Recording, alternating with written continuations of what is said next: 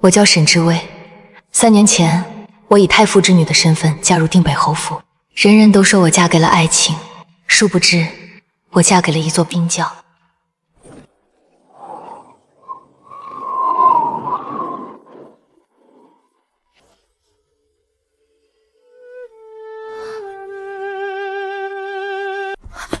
侯爷，您这是做什么？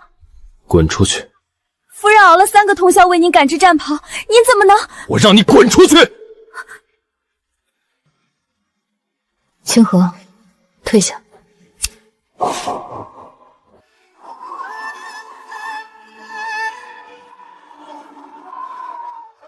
为了陆嫣然，3年前我以为嫣然死了才答应娶你，但她如今还活着，我绝不能再让她受苦。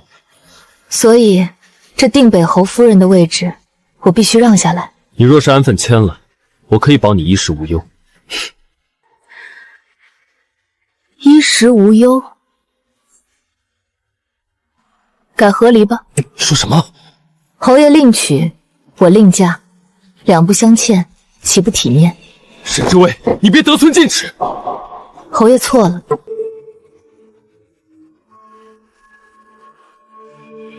你刚借太傅之力在朝堂站稳脚跟，转头便抛弃发妻，世人只会议论定北侯忘恩负义，一派胡言！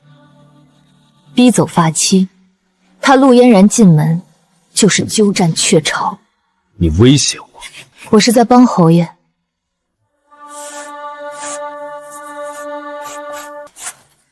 签吧。你当真舍得？侯府的一草一木我绝不带走，但我有一个条件。说。1个时辰内归还我的户籍文书。好，好得很。现在你可以走了。清河，收拾东西。沈知薇，你就没有别的话要说？雪大了。什么？陆小姐身子弱，侯爷派人去接，别让人等太久。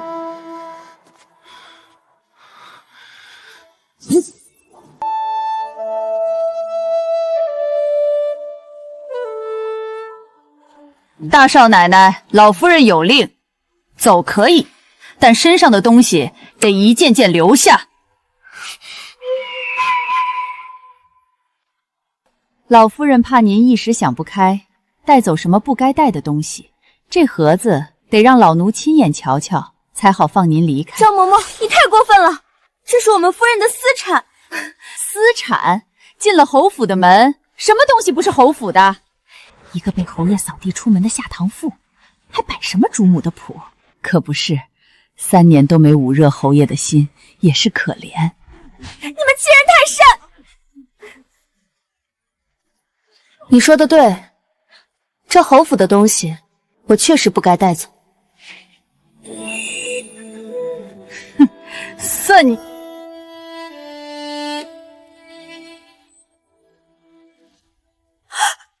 这可是太后赏的步摇，你疯了！还有这个，侯爷大婚时给的聘礼，老夫人的见面礼。这些现在都还给你们侯府，我可以走了吗？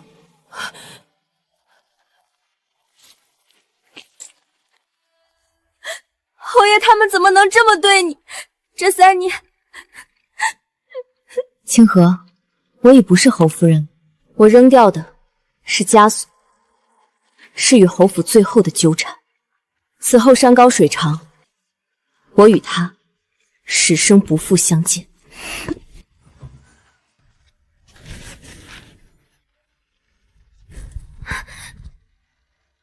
沈姑娘，对不起，都是我的错。夫人，请留步。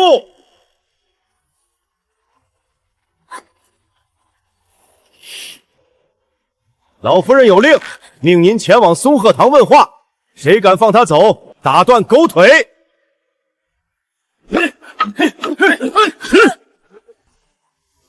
夫人，我劝你最好识相点，还能少吃点苦头。清河，你在这等我。夫人，你一个人进去太危险了。听话，等我出来，我们就再也不回这个地方。请。老夫人，您是没亲眼瞧见，他当着那么多下人的面，直接把太后赏的金步摇摔地上。我看他就是蓄谋已久，存心想让外人看我们侯府的笑话。反了他了！沈知薇，你还有脸回来？是老夫人请我回来的。好一个伶牙俐齿的贱人，你可知罪？我何罪之有？你擅妒成性，逼走嫣然，此其一；你不敬长辈，顶撞于我，此其二；你心机深沉，蛊惑昭儿与你和离，败坏侯府名声，此其三。桩桩件件，哪一项不够我将你沉塘？老夫人此言差矣。陆姑娘当年随远征军失踪于北境，并非我逼走。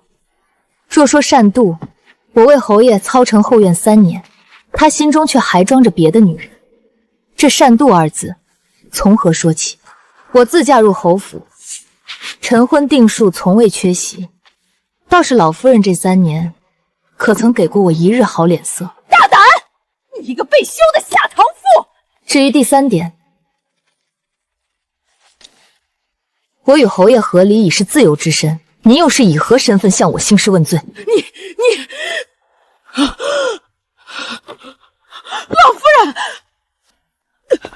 老夫人，您无碍吧？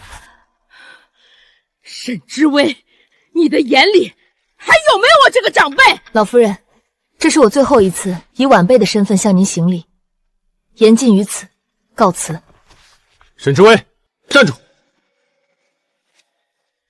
昭儿，你看看这个贱人的嘴脸，竟敢当面顶撞我，反了天了！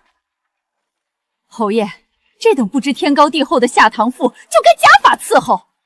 伯母息怒，都是嫣然不好。沈姐姐要怪，就怪我吧。沈知薇，你当真要把事情闹得这么难看？我只是想拿回我的东西离开，是你们一而再再而三的阻拦。难看的到底是谁？放肆！你别以为拿了和离书就万事大吉了。你若今天不跪下磕头认错，让昭儿体面的把你休掉，就别想安生的走出侯府。没错，老夫人一句话就能让你和沈家的名声在京城彻底臭掉。老夫人不问问侯爷为何要与我和离？倘若今日之事传扬出去，定北侯府为了陆姑娘忘恩负义，逼走发妻，到时候陆姑娘嫁进来是风光还是耻辱？母亲，让他走吧。昭儿，你让他走！沈姐姐，对不起，都是我的错。如果不是我回来，你和侯爷也不会。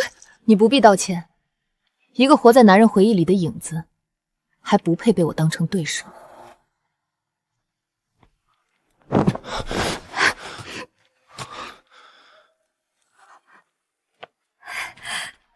夫人，您回来了。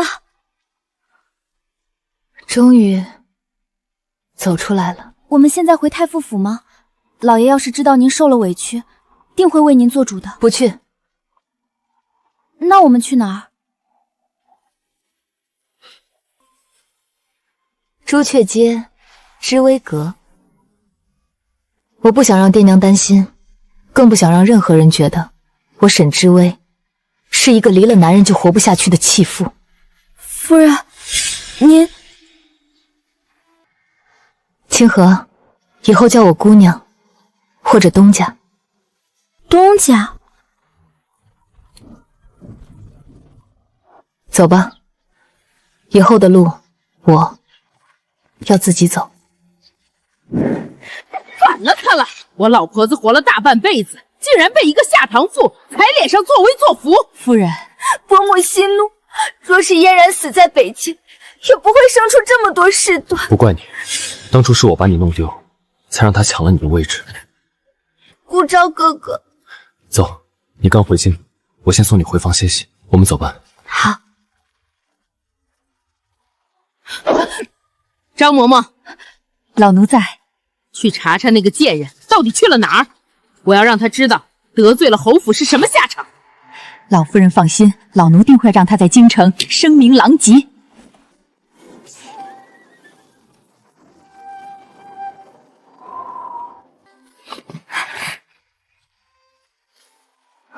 姑娘，这里是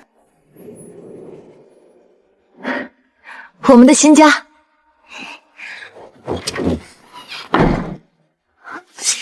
姑娘，这间铺子您何时租的？陆嫣然的消息传来那天，我就用母亲留给我的嫁妆租下了这家店面。姑娘，这种粗活让我来就行了。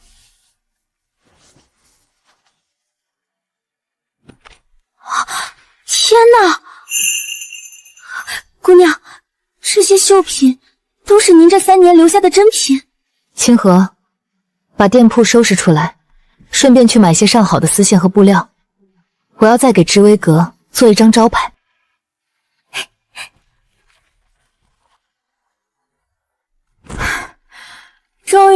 终于是好了。姑娘，铺子收拾干净了，要把绣品摆上去吗？不急。你看，一块布上竟能绣出2面完全不同的绣花，这叫双面绣。京城中会此针法的人不过1掌之数，以后这就是我们知微阁的门面。姑娘，您这手艺简直是京城一绝。谁啊？请问沈姑娘可在？福伯，小姐，老奴可算找到您了。老爷和夫人听闻侯府的事，急得不行，您怎么不回家啊？福伯，替我谢过爹娘，但我现在还不能回去。为何啊，小姐？老爷说了，不管发生什么，太傅府永远是您的家。我现在回府，只会被议论是个被沈家养着的弃妇。只有我靠自己的能力在京城立足，才能从侯府争回这口气。难怪老爷让我带来这个。这间铺子，老爷已经替您买下了，说是给您的贺礼，贺您重获新生。替我谢过父亲。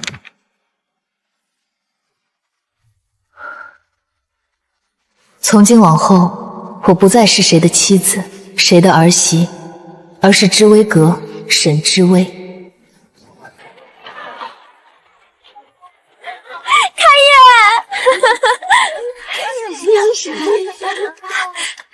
姑娘，我们也有自己的生意了。呸！一个被赶出来的破鞋还想翻身，做你的春秋大梦！你们2个去给我好好招呼一下他。哟，这不是被定北侯休出门的那位弃妇吗？一个顶撞婆母的妒妇，还有脸来这朱雀街抛头露面，真是厚颜无耻！这种女人绣出来的东西，谁买谁晦气。你们胡说什么？信不信我撕了你们这张烂嘴？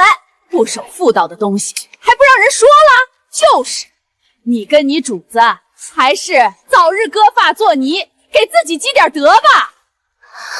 哎呀，这家铺子做生意还要打人啊！大家快来看看呀！清河，不要与他们计较，狗咬人，人还要咬回去不成？可是他们污蔑姑娘和铺子，识货的人不会因为几句闲言碎语就止步，不识货的，我这儿也不欢迎。跟侯府作对，今天就让你身败名裂！大清早的，哪儿来的一群长舌妇在这儿乱吠？是王尚书家的夫人。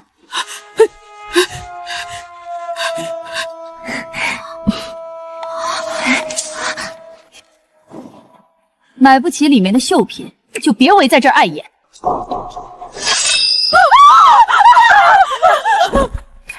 该死，这贱人竟然这么好运！王夫人安好，多谢您出手相助。沈姑娘面对此等流言，还能泰然置若，果真有大家风范。我能凭借自己手艺在京城立足，何必在意这些闲言碎语？好一个胸有丘壑的女子，我倒要瞧瞧你有没有那个依仗。夫人请。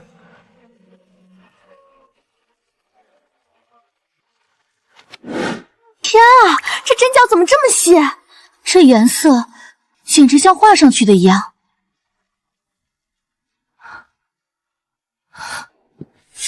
双面异色，这是你绣的？着坐，让夫人见笑了。正面傲雪寒梅，反面水波月影，这技法神乎其神啊！过几日便是皇宫夜宴，若能将此物献于瑞阳公主，沈姑娘，这方丝帕多少钱？我要了。抱歉，夫人，此物不卖。为何？夫人误会了，此帕是本店招牌，制作耗时极长。夫人若喜欢，可以预定，我为您定制新的图样。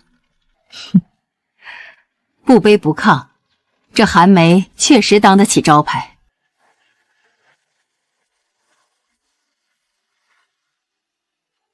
这些我都要了。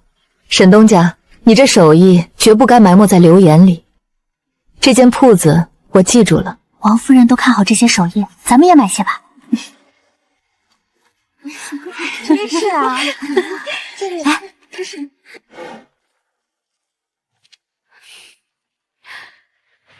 殿下，看我今日淘到什么好宝贝了？连线角都没有，这是谁的手艺？知微阁，沈知微。沈知微，跟定北侯和离的那位？我打听了一下，他和离出府，没有带走一件珠宝，也没有回太傅府哭诉，而是自己拿着嫁妆在朱雀街撑起一间铺子。确实是个有骨气的女人。不仅如此，她这手艺也是一绝。您是没瞧瞧，那铺子里挂着一放双面异色的招牌绣帕，可惜只能预定。是吗？那这招牌绣帕，本宫倒想亲自去见识见识。来人，更衣。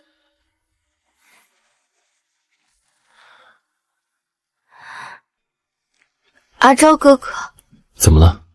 可有哪里不合心意？这比我在北京住的地方好太多了，那里日夜风雪，我还以为这辈子再也见不到你了。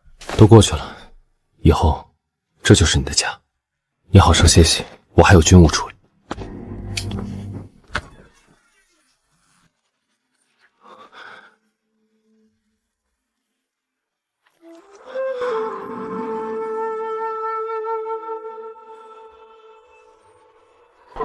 侯爷，东西送去了吗？禀报侯爷，沈姑娘没有回太傅府。啊，没回太傅府？难不成她流落街头了？沈姑娘她在朱雀街开了间铺子，做绣品生意。沈知微，做生意？是的，今早王夫人还……够了。我倒要看看他能搞出什么名堂。备车，去朱雀大街。是。沈掌柜的手艺真是绝了，我从没见过这么有灵气的绣活。姑娘谬赞了，不过是些糊口的本事。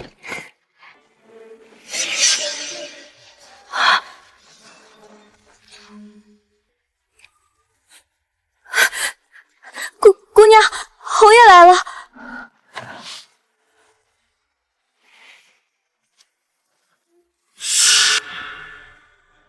沈知微，这就是你的本事，我还真是小瞧了你。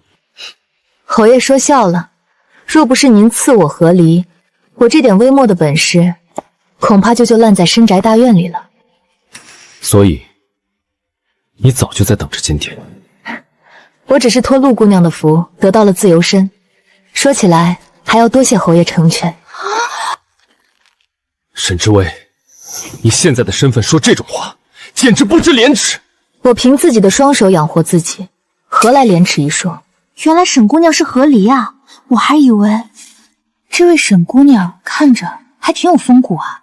是啊，自己养活自己，多有志气。好，很好。你不是要做生意吗？这铺子里的东西，本侯全要。拿着钱关了你这破铺子，别再出来，丢你和本侯的脸。侯爷，姑娘和你已经和离了，你凭什么管到她？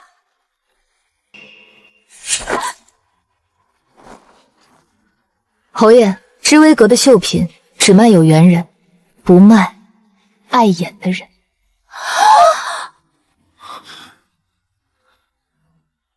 碍眼，好，好得很。本侯想买的东西，就没有买不到。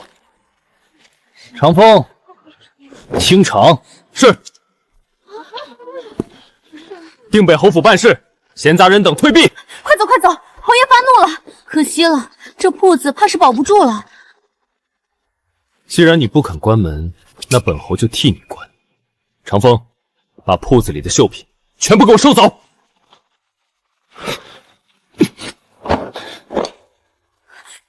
住手！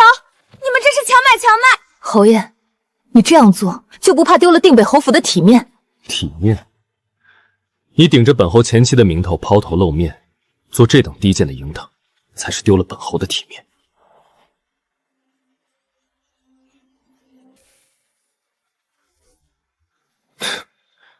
这就是你的招牌？不要！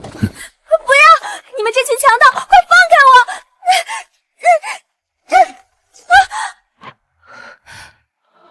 怎么，心痛了？顾昭，你别做得太过分。哼，我付了银钱，就是把它毁掉，你也没资格拦我。姑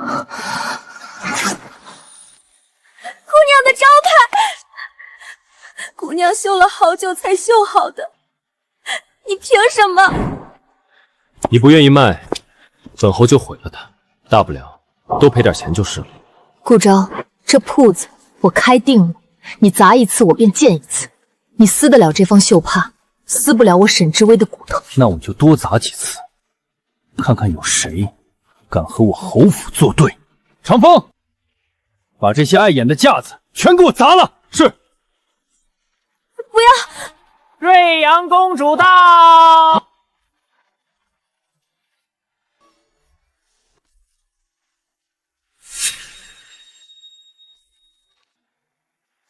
臣顾昭参见公主殿下。参见公主，免了，都起来吧。没想到定北侯一个大男人，竟然也来这女儿家的绣阁。殿下，臣只是路过。是吗？本宫还以为侯爷是听说了钱夫人另起炉灶，心有不甘，特意来找茬的。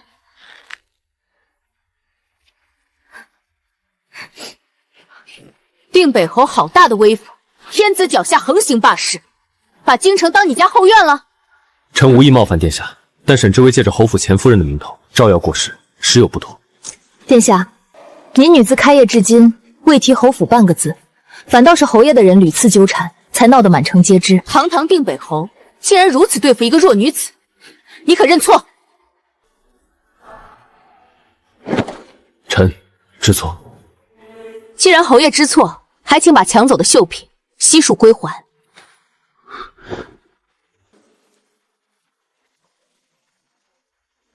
这些银票就当做给沈姑娘的补偿，自己回去好好反省，莫要再犯。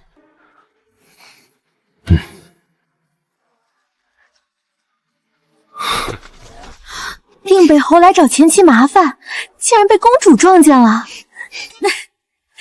赔了钱还被公主训斥，这下脸丢大了。沈姑娘不卑不亢，连公主都为她撑腰，真是位奇女子。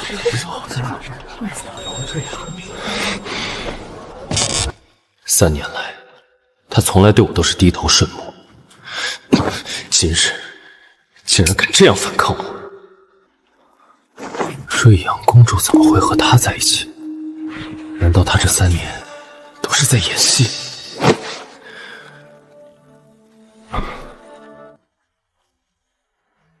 本宫听王夫人说，沈姑娘的手艺冠绝京城，如今一看，果然名不虚传。礼服，拿钱。殿下，这远超铺子里的标价。别急，本宫还有一事相求。半月后，皇宫设宴，本宫的行头由你来定，也让那些不长眼的人瞧瞧，什么是明珠，什么是明目。多谢公主厚爱，民女必不负所托。过几日我会让人将请柬送来，你好好准备吧。姑娘，有公主护着我们，再也不怕别人来骚扰了。清河，去把库房的云锦拿来，我要让宫宴上的所有人记住知微阁的名号。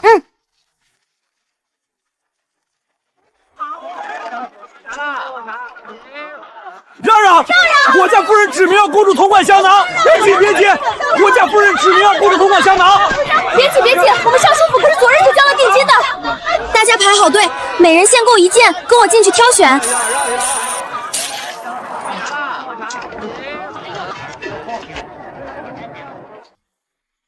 你这个蠢货，堂堂定北侯，竟然当街去砸一个弃妇的铺子，还被公主训斥，侯府的脸面都被你丢尽了。伯母息怒，侯爷只是一时冲动。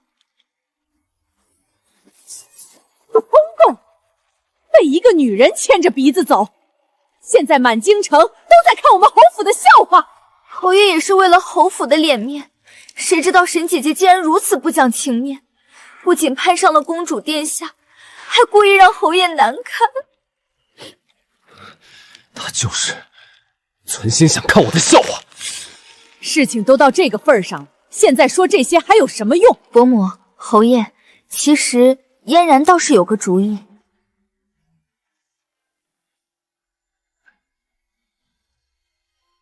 沈知微自立门户，扫侯府的脸面，说到底还不是怨憎侯爷，想让他后悔。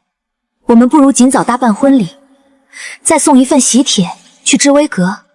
他若来，就是当着所有人的面被羞辱；若不来，便是心胸狭隘，不念旧情。侯爷，你可愿娶我？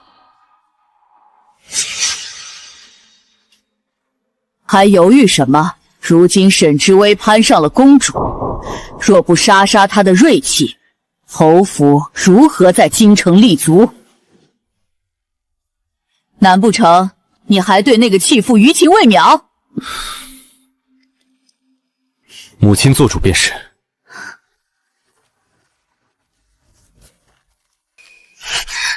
侯爷，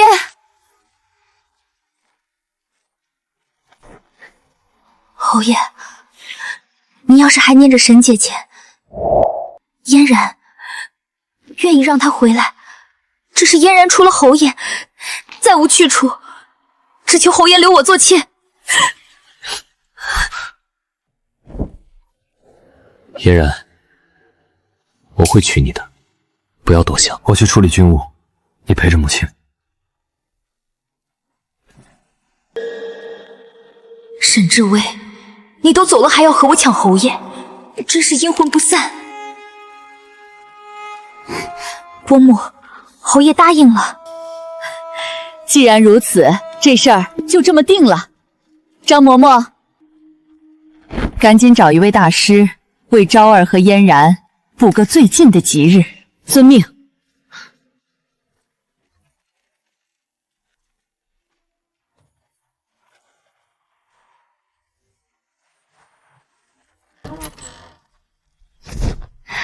侯爷回来了。这么晚了，还不去歇息？北京宫寒，我给你的战袍多加了层软甲，还差几针收尾。沈知微，别做无用功了。若不是你求着太傅让我娶你，这位置我会一直留给嫣然。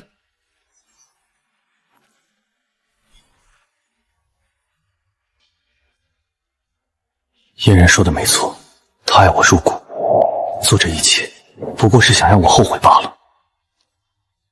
等后府安顿好后，再去找他吧。侯爷，什么事这么慌张？有件事，关于沈姑娘的。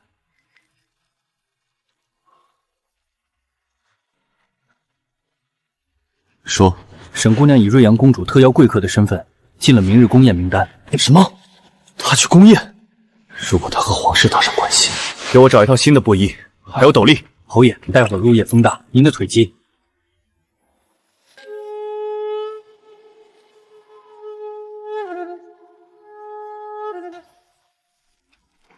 姑娘，这是今日最后3笔定金。自从公主殿下来过，京城贵妇们疯了一样下帖子，这些日子的进账抵得上府中半年的开销了。这只是个开始。好美！等她在宫宴上大放异彩，引起皇室背书，就没人敢在铺子乱来了。这么美的衣裳，姑娘要不换上试试？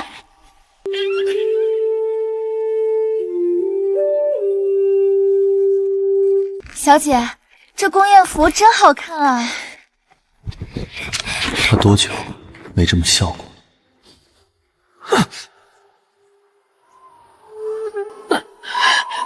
姑娘太美了，一定能在宴会上力压群芳。差不多了，先去歇着吧，我来关门。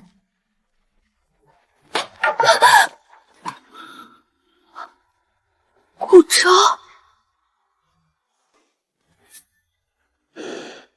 顾昭，怎么了？你没事吧？没事，把门关紧些，早点休息。夫人这身打扮，今日晚宴定能让侯爷欢喜。只是没想到沈之薇也能拿到请柬，万一他又纠缠侯爷，可如何是好？她一个下堂妇，也配登这大雅之堂？夫人放心，那贱人要是真敢去宫宴，只会自取其辱。那嫣然就放心了，嫣然不求别的，只求别让她败坏了侯府的名声。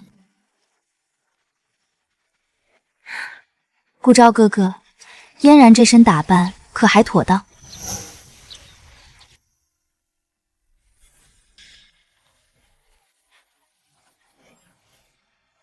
还一样。嫣然如今是侯府准夫人，自然要穿得喜庆些。这可是我特意托人为嫣然定做的裙子，你有意见？伯母，侯爷应该不是那个意思。嫣然，今日宫宴，你一定要让那个贱人好看。宫宴上陛下会出面，你们还是少惹事。伯母，时辰不早了，我们也出发吧。姑娘，李公公已经在殿外等着了，东西都收拾妥当了吗？都准备好了，就等您给公主送去。清河，守好店铺，今晚是属于我的战场。沈姑娘，公主殿下命奴才来接您。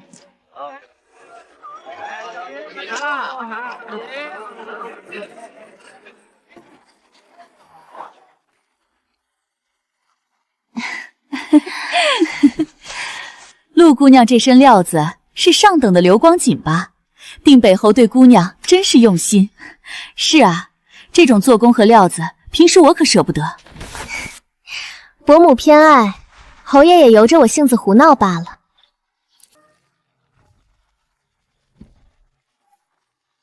他还没来吗？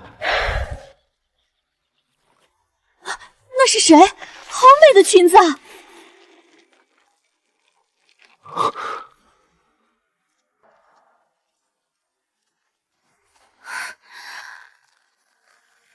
这是哪家的千金，生得这般标致？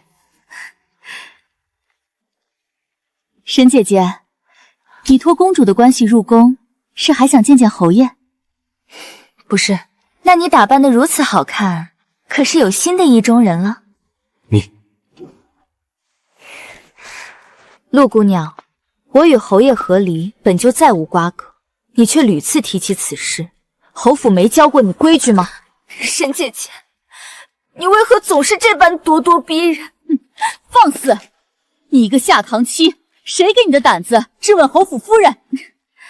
都还没过门就以女主人自居，还真是厚颜无耻。你不知礼数，根本不配登这大雅之堂。来人啊！瑞阳公主到。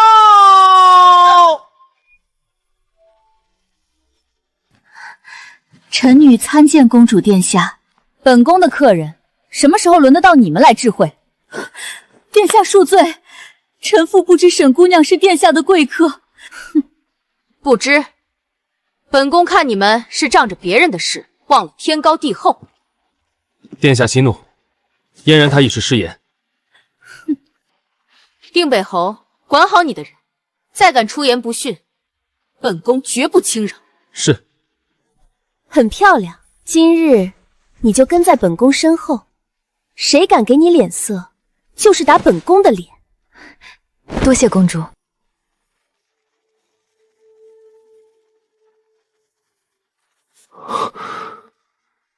顾昭哥哥，嫣然知错了。沈姑娘，你这手艺，本宫甚是满意。殿下喜欢，是知微阁的福分。皇上驾到，皇后娘娘驾到。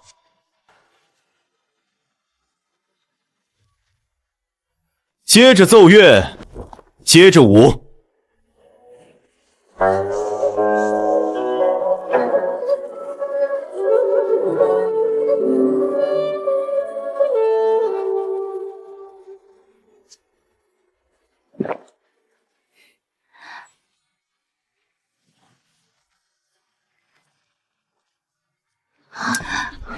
定北侯府老夫人这是找上沈知微了，这下有好戏看了。定北侯府可丢不起这个人。公主，这一关我必须自己过。知微啊，多日不见，你倒是越发光彩照人了。侯爷，伯母只是去敬杯酒。多谢老夫人挂念，我一切都好。好，你一个被夫家赶出门的女人，有什么好的？不守妇道，抛头露面，简直是丢尽了我定北侯府的脸。陈氏，本宫的客人，也是你能羞辱的？公主殿下，您金枝玉叶，不懂凡尘规矩。这沈氏曾是我侯府的儿媳，如今自甘堕落，老身教训她是天经地义。住手！老夫人，您可想清楚了，这掌打下来，丢的是谁的脸？是你定北侯府教子无方，宠妾灭妻，还是当朝太傅家教不严，女儿任人欺辱？亦或是打在我身后坠阳公主的脸上？定北侯老夫人是觉得朕的宫宴太无趣了吗？所以特地来给朕和皇后演一出闹剧助兴。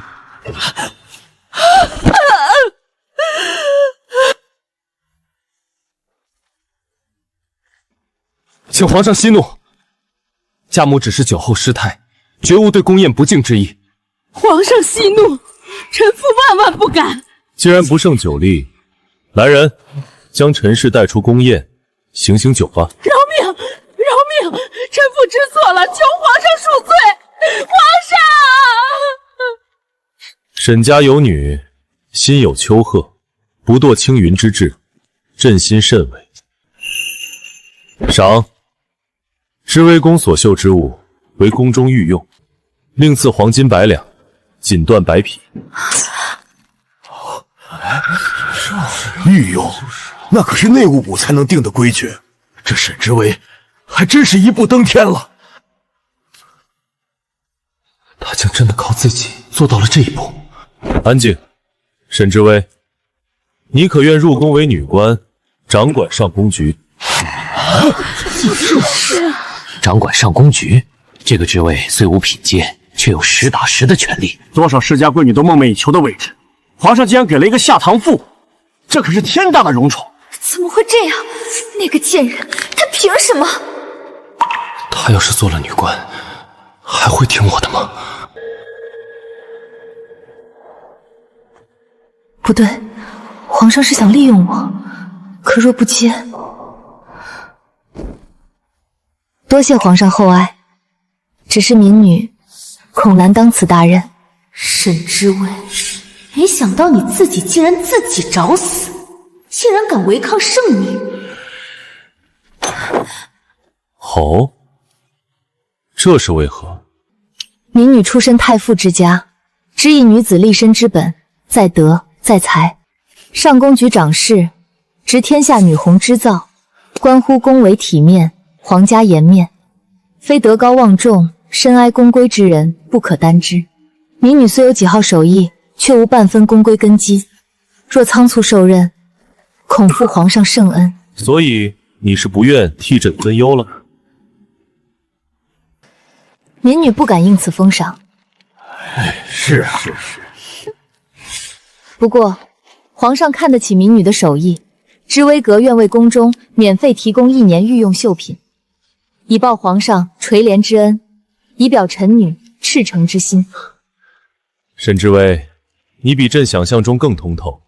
罢了，朕便准你所请。从今往后，知微阁所产绣品皆可冠御用之名，赐知微阁金匾一方。是啊，民女叩谢皇恩。平身。御用皇上，知微，你还真是让本宫刮目相看。赐宴继续。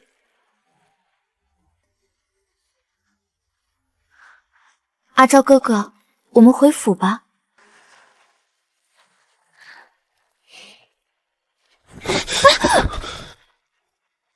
阿昭哥哥，知微，本宫还真怕你一时冲动就答应了皇兄。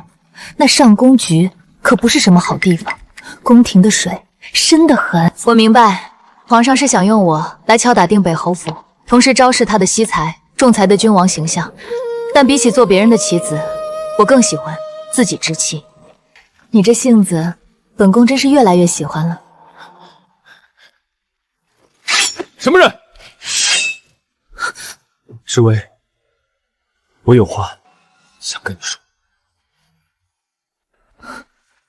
定北侯，你还嫌今晚不够丢人吗？就一句话。本宫看你是喝多了，来人，把他轰走。沈知微，你一句话都不肯听我说吗？定北侯，你放肆！公主，你先上车等我吧。知微，放心，他不敢把我怎么样。那你快点，什么话直说吧，我还要回家休息。家？你现在把那个小破铺子当成家了吗？说完了，侯爷也尽早回府料理家事吧。沈知微，你为什么要拒绝皇上？你不是恨我吗？只要你点头，就能一步登天，让我后悔。你为何不要？侯爷觉得为什么？你是不是还希望能够回来？我答应。不，你错了。我从来没想回去，也不恨你。不恨？那你为何要吸引我的注意？侯爷，别自作多情了。我开知微阁是为了养活自己，我参加宫宴是给公主面子，我拒绝封赏是不想要那样的生活。我一直在走自己的路，而你只是路边一块割脚的石头。我不信，不可能。3年前是你求着要嫁给我，这难道是假的吗？我曾是想与君相守，一生一世，但3年的冷宫足以消磨掉我所有的天真与爱意。所以，收起你那可笑的骄傲和不甘吧，我们之间早就结束了。我们之间早就结束了。知微，知微，知微，我错了，别走，别走！你不看看他？不了，我怕看到他的腿会心软。知微，别走，只要你肯回来，我什么都给你。知微，别难过了，不值得。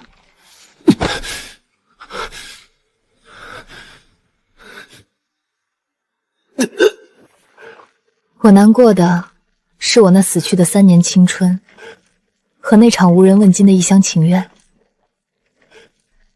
但好在，一切都迎来了新生。有劳张叔了，慢些。多谢公主今夜照拂。知薇，早些歇歇，本宫有空再来寻你。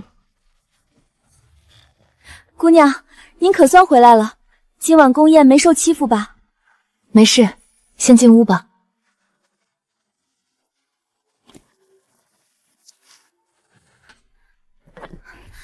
对了，姑娘，我今日打听到定北侯下月初8就要成亲了，他才跟姑娘和离多久就要成亲，气死我了！有什么好气的？侯府的任何事都与我无关了。正好前几日绣了几方盖头，若他们愿意光顾，咱们也开门欢迎啊。姑娘，你真的是，我都不知道该说你什么了。唉，姑娘，您的心态可真好，我真是白替您着急了。接下来几日铺子里的生意会很忙，明日你带些银子去城外召几位绣娘回来。好，姑娘你先休息。我的路才刚刚开始，此后他人再提起我，不再是当朝太傅的女儿，不再是定北侯前妻，而是知微阁的主人沈知微。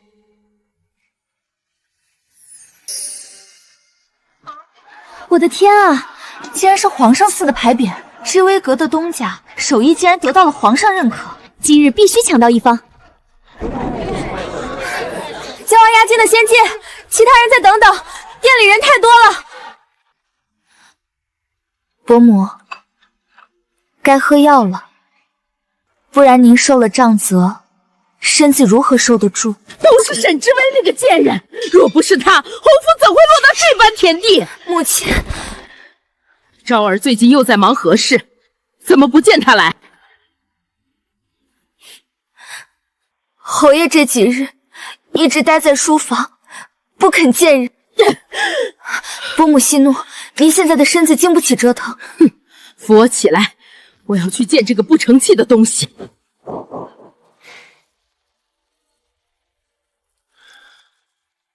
老夫人，侯爷吩咐过，谁也不见。滚开！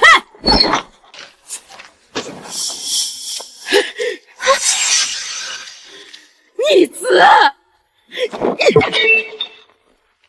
你看看你现在这副颓废的样子，对得起定北侯府的名头，对得起列祖列宗吗？伯母，这都是沈知微的错，您别怪侯爷。昨夜宫宴，我们定北侯府沦为了整个京城的笑柄。你倒好，躲在这里，抱着件破衣服，哭哭啼啼。别碰他！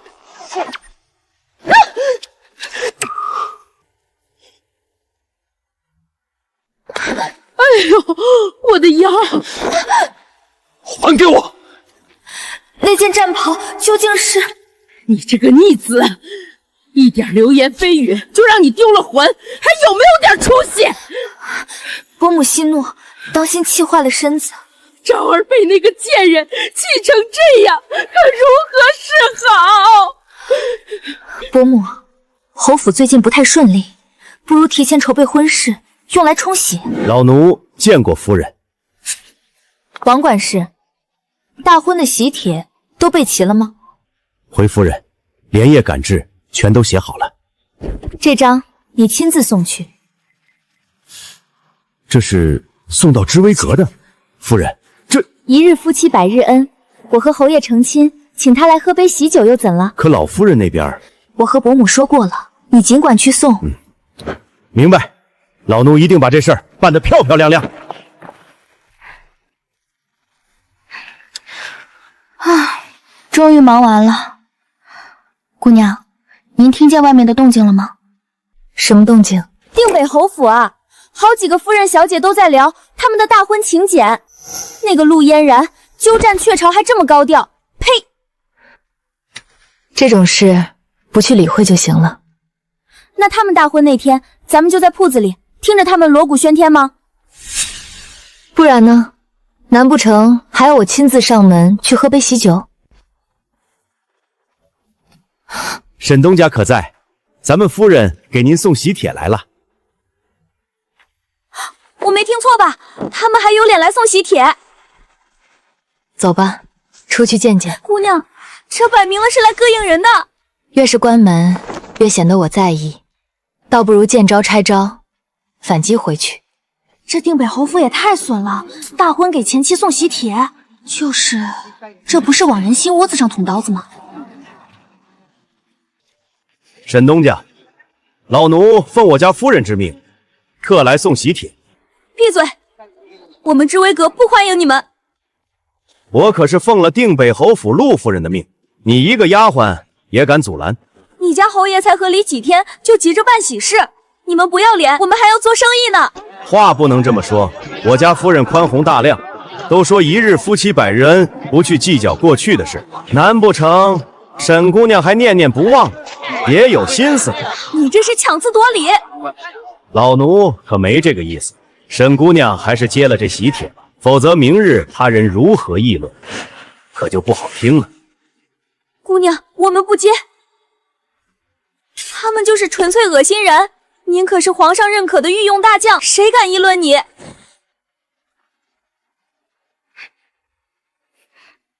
沈东家还真要去接啊？难不成真对侯爷念念不忘？谁说的？不接才是心虚。沈东家应该是放下了。做了3年夫妻，哪能说放下就放下？陆嫣然让你送来的。我家夫人也是念及旧情，才特意让老奴跑这一趟。沈东家果然是个明白人，老奴这就回去向夫人复命。慢着！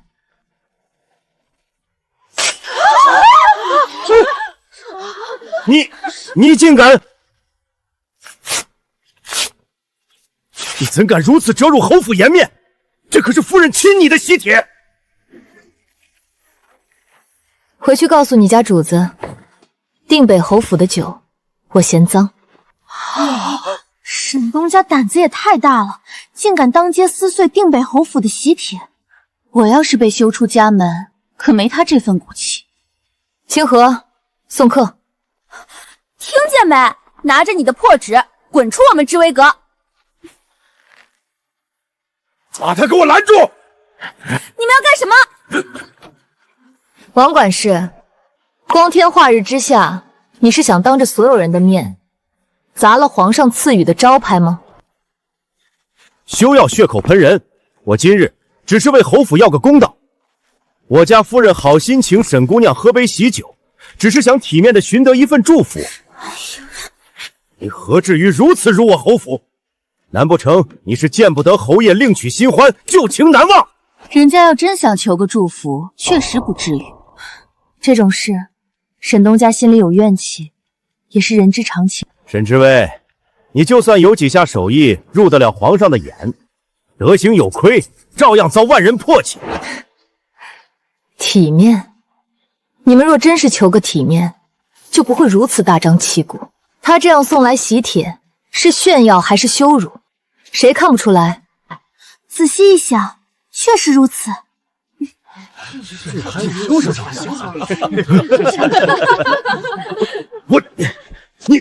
你给我等着！姑娘，你刚才太厉害了，看他们还敢不敢来咱们这儿嚣张。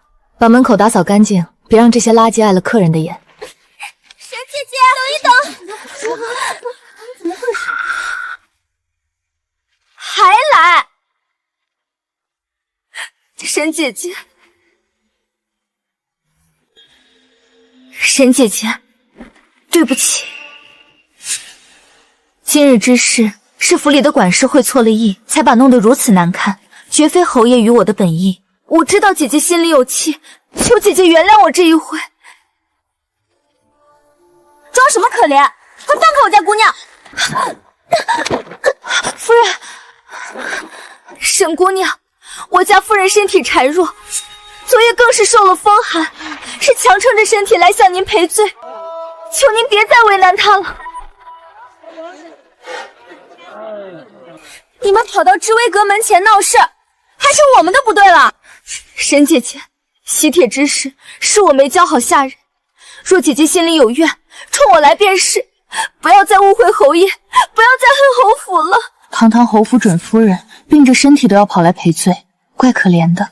既然是误会，沈东家怎么还让人家在地上？是不是太刻薄了些？陆嫣然，你还真是把这套手段玩得炉火纯青。你们都被他骗了，这肯定是他自己演的这出戏。人家一个侯夫人都专门来赔礼了，你怎么能这么说？大家不要这么说，姐姐想怎么样对我都行，我只求姐姐能放开心结，来喝一杯喜酒，成全我和侯爷这段真心的感情。大小姐也太过分了，在这里等着。他就这么走了，是想干嘛？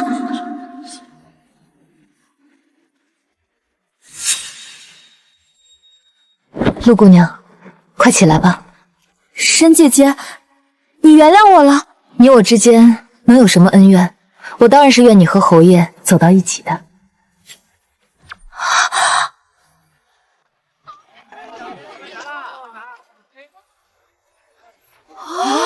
天啊，这盖头太美了！这绣工不愧是御赐皇商，这得费多少心思啊！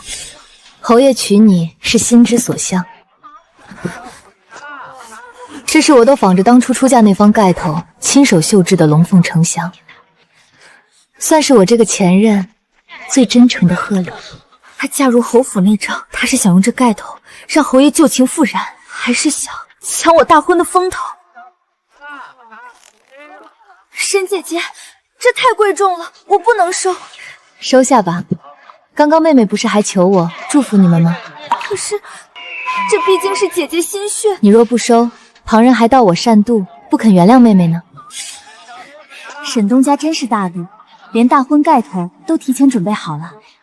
是啊，这气度，谁还敢说他记恨侯府？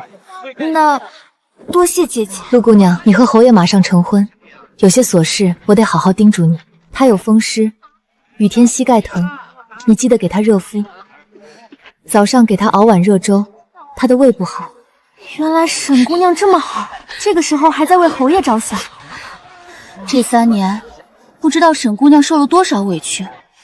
我夹在你们中间当了3年恶人，无颜再回侯府，就让这盖头替我到场吧。你可一定要带上。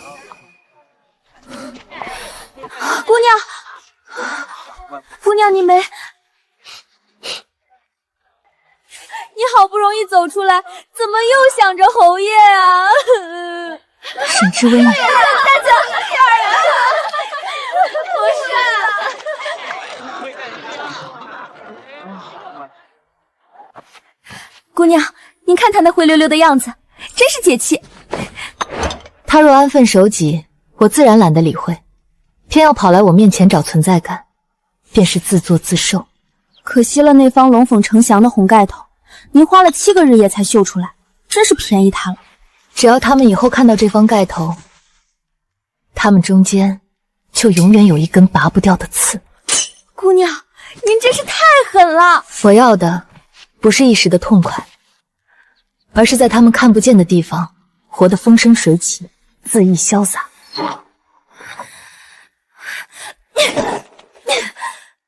沈知薇，欺人太甚！夫人，您消消气，咱们大婚那日不带着晦气东西便是。不带，当着那么多世家小姐的面把这东西塞给我，我若是不带，别人如何看我？他们只会说我不敬长辈，不把镇国公府放在眼。这沈知薇好深的心机，那该如何是好？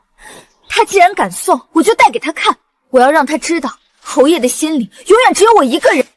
罢了，既然你已决绝，我又何必再作践自己？逆子，你大婚在即，府里上下忙得不可开交，你却躲在这儿不闻不问。婚姻大事自有母亲操持，更何况我处理军务，哪有空管这个？你这是什么态度？你知不知道嫣然今日受了多大的委屈？他又怎么了？还不是沈知薇那个贱人！嫣然好心去给他送喜帖，他却当众让嫣然下不来台。我早就提醒过你们，别去招惹他了。你竟然帮他说话！他如今是御风大将，你还指望他会任我们拿捏？哼！不管怎样，明日大婚你必须给我办得风风光光的。好。哼！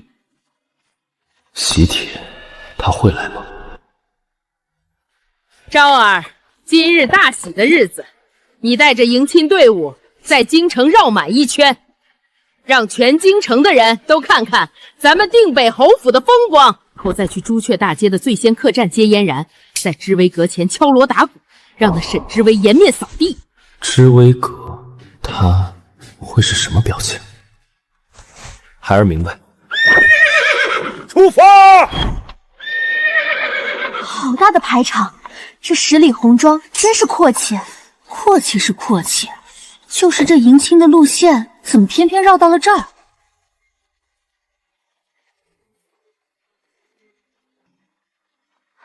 夫人，小心脚下。这新郎官怎么不去扶着新娘子？怎么像是在看前妻的铺子？这你都敢瞎说，不要命了？怎么回事？夫人，侯爷可能风湿犯了，下马不便，奴婢扶您上轿吧。被这么围观着，实在不好看。好。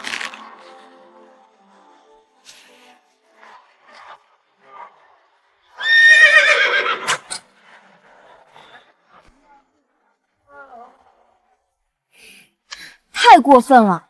侯府还专门把人安置在朱雀街，摆明了就是恶心人。场面越大，丢的脸就越大。顾昭，希望你看到那方盖头时，最好能忍住，不然这十里红妆恐怕会成为京城最大的笑话。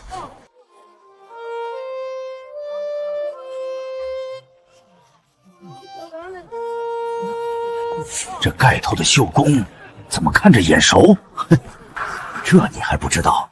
这可是陆嫣然在大街上求着沈东家送她的，竟有此事！当然，侍卫。昭儿，你急什么？大家都看着呢。冷静，全京城的权贵都在这里看着。终于等到了今日。一拜天地。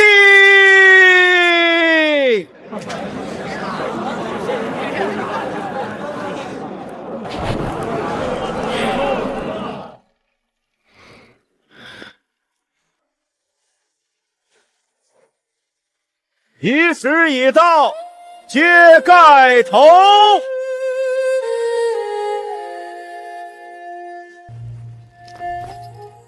沈知伟，你为什么要如此折磨我？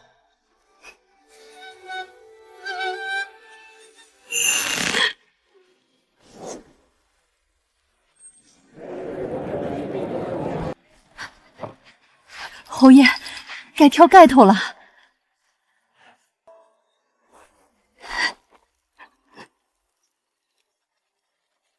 李成送入洞房。夫人，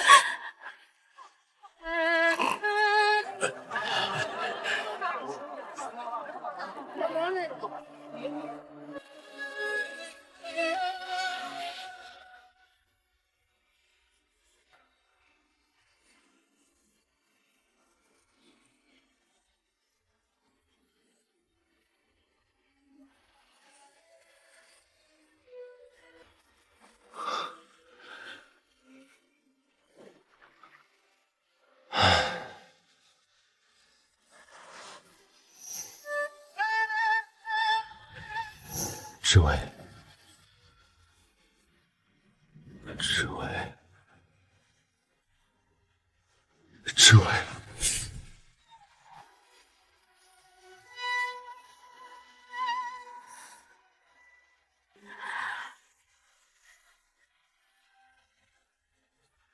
夫人，天亮了，该去给老夫人敬茶了。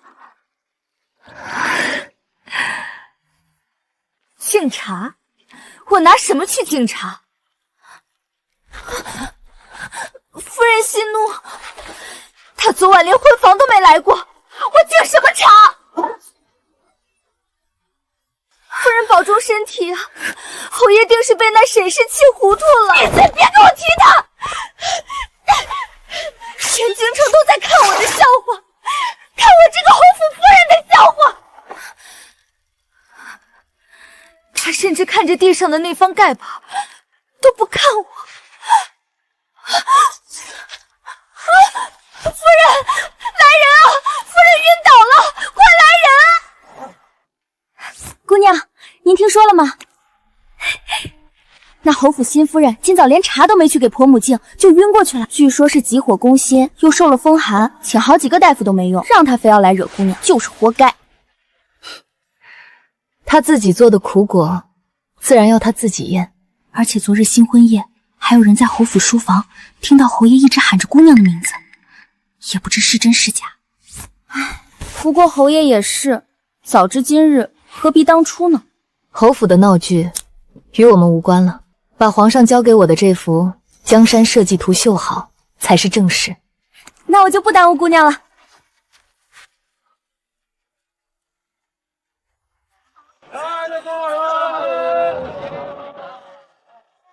知微阁御赐牌匾。阿全，你可曾听过此处？回公子，传闻这儿的东家能绣出双面异色的料子，不过他曾是定北侯前妻，和侯府有些恩怨。流言和出身并不能说明他的人品，有如此手艺，得亲眼见见才知道。公子，咱们可不能在京城久留，江南那边的生意还等着您定夺呢。不急，要是能结识一位苏绣大家，倒也不虚此行。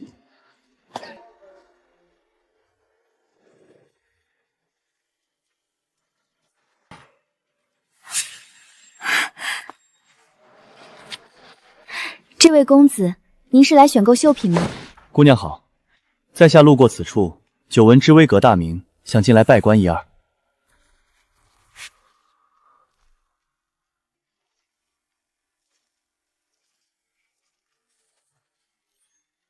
这个人不是像其他客人一样观赏，而是在看丝线在光下的折射。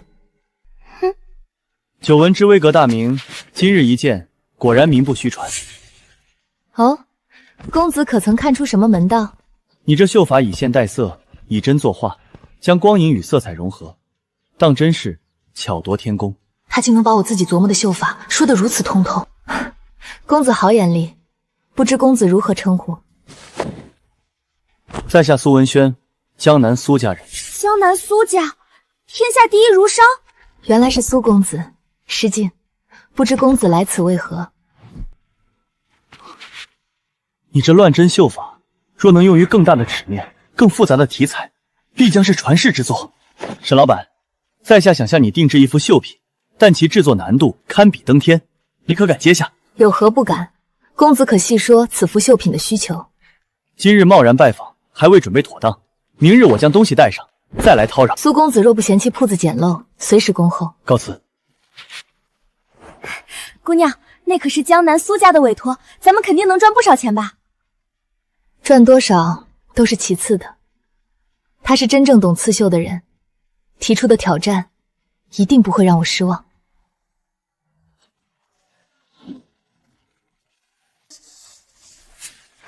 苏公子，您来了。沈老板可在？姑娘在楼上，两位这边请。昨日答应沈老板的东西，今日带来了。苏公子言而有信，请。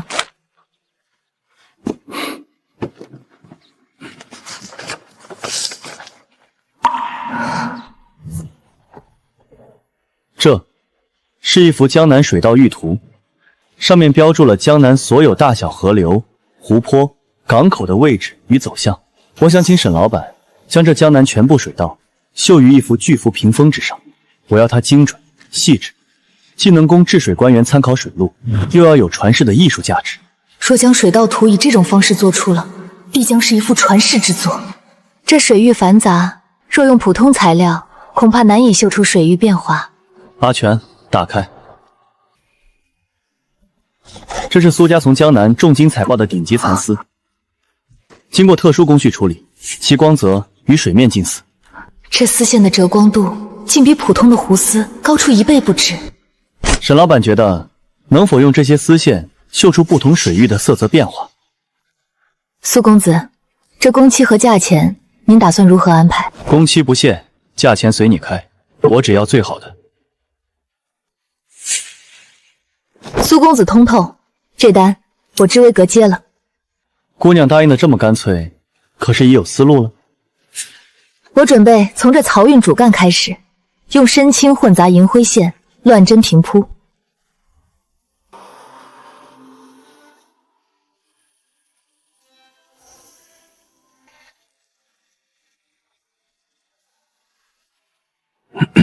我还没见过公子聊这么久，话都比平时多了3倍。我家姑娘也是呢，平时半天憋不出一句话。志威，你这儿何时来了这么个人物啊？参见公主殿下。志威，你这儿何时来了这么个人物啊？参见公主殿下。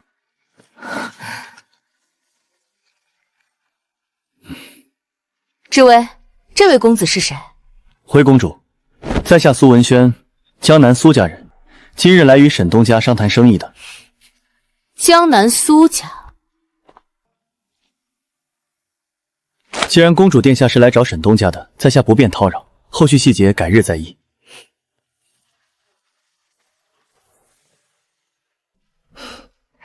志威，这个苏文轩可不简单啊，长得一表人才，还这么有品味，最重要的是，竟然能跟你聊这么久。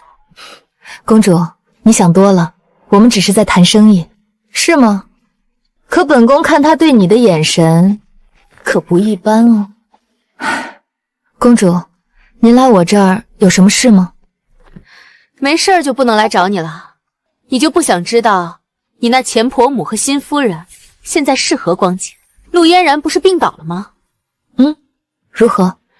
你那个婆婆借着治病的名后，整天喂她喝些稀奇古怪的药，还说喝了能生大胖孙子。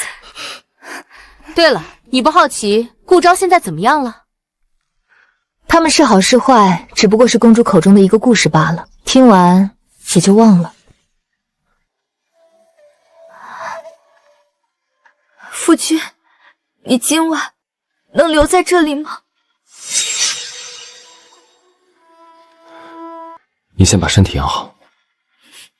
你是不是还在想着沈之薇？我还有军务，你早点休息。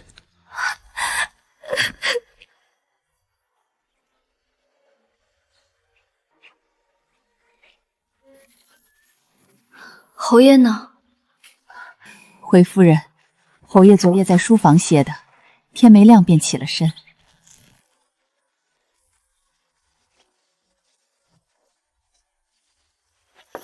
给我上妆，再让厨房熬一碗热粥，我亲自给侯爷送去。夫人，您身子还没好全，外头风大，这些事儿让丫鬟去便是。他是我的夫君，我端碗粥给他，有什么不妥？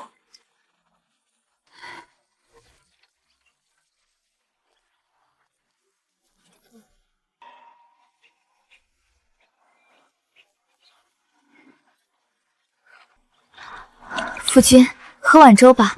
昨夜走得急，什么都没吃。我自己来。院子里的海棠开了第2茬，张嬷嬷说该给库房添几匹新料子了。夫君今日可要出府？不出。那中午随意。你昨夜为什么不回来？说了，有军务。什么军务？要处理一整夜？我记得你曾经说过，等我嫁给你，你要一辈子对我好。嫣然，你病还没好，回去歇着。难道我们的承诺都不作数了吗？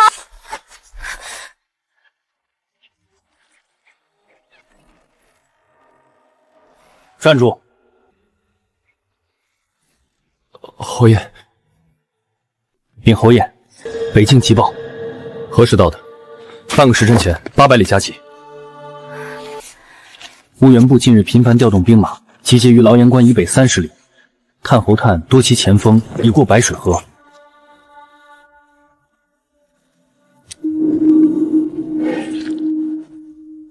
侯爷，属下继续汇报吗？继续。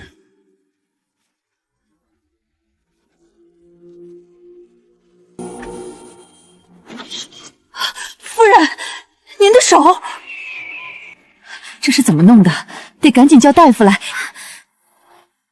张嬷嬷，老奴在，以后侯爷见了什么人，做了什么事，事无巨细，全部报给我。是，夫人。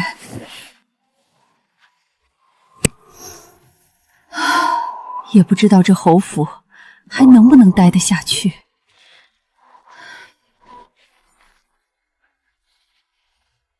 侯爷，属下先告退了。等等，知微阁最近如何？说，听说昨日江南苏家少主去了知微阁，与沈姑娘相谈甚欢。江南苏家，此人名叫苏文轩，年不过25、6，已是名满天下的儒商，京中不少世家贵女视其为良配。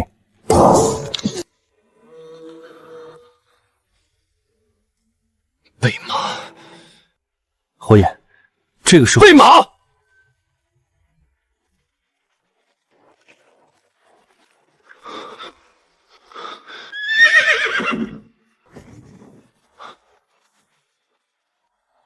沈姑娘，这是苏家新制的蚕丝样品，折光比上一批更细腻。苏公子费心了，这批丝线用在干柳主脉上，确实更有层次。好东西自然要交到好手艺人手上。上次姑娘提到的这几处支流，我回去后让人重新测量了数据，标在了副本上。姑娘看看是否可用。从下午聊到晚上，弄个数据都跑了2趟。公子真是着了魔了。我家姑娘的本事都值得跑10趟。这京城怕是留不住公子多久了。苏公子，这里的弯折太急，按原比例绣下来会辨不清。姑娘可有想法？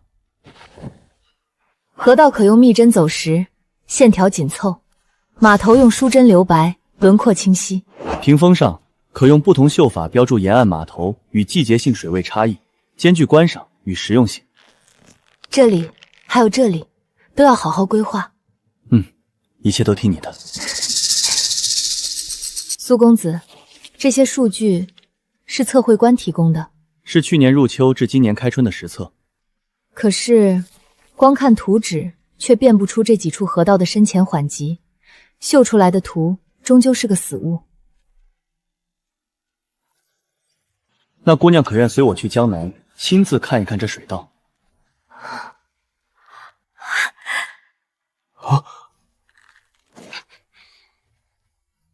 想要把水绣活，光凭图纸，我确实做不到苏公子要的活。只有亲眼看看那些水道，感受它的舒缓团集，绣出来的东西才会有灵魂。实不相瞒，在下此番来京，就是想寻一位有魄力的伙伴，同走江南水路，实地勘察地貌，为朝廷绘制一份最详尽的治水图谱。姑娘若愿意同行，一应实数行程，均可由苏家安排。苏公子，请容我想想。不急，姑娘可以慢慢考虑，何时想好，差人到最先客栈知会议上便是。姑娘，天色不早，在下不便久留，告辞。苏公子慢走。对了，那几处码头的标注方式，姑娘定了方案，可告知在下一声。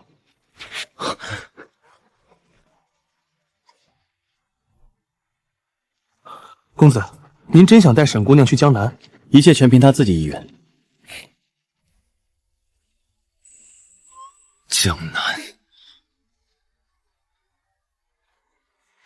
姑娘，你为什么不答应苏公子啊？这可是一件功在千秋、利国利民的好事。更何况你和苏公子聊得那么来，为什么不去啊？我若走了，这铺子怎么办？难不成交给你来打理？能跟着姑娘最好，不过要是不太方便，我留下看店也行。天快黑了，我先把门关了吧。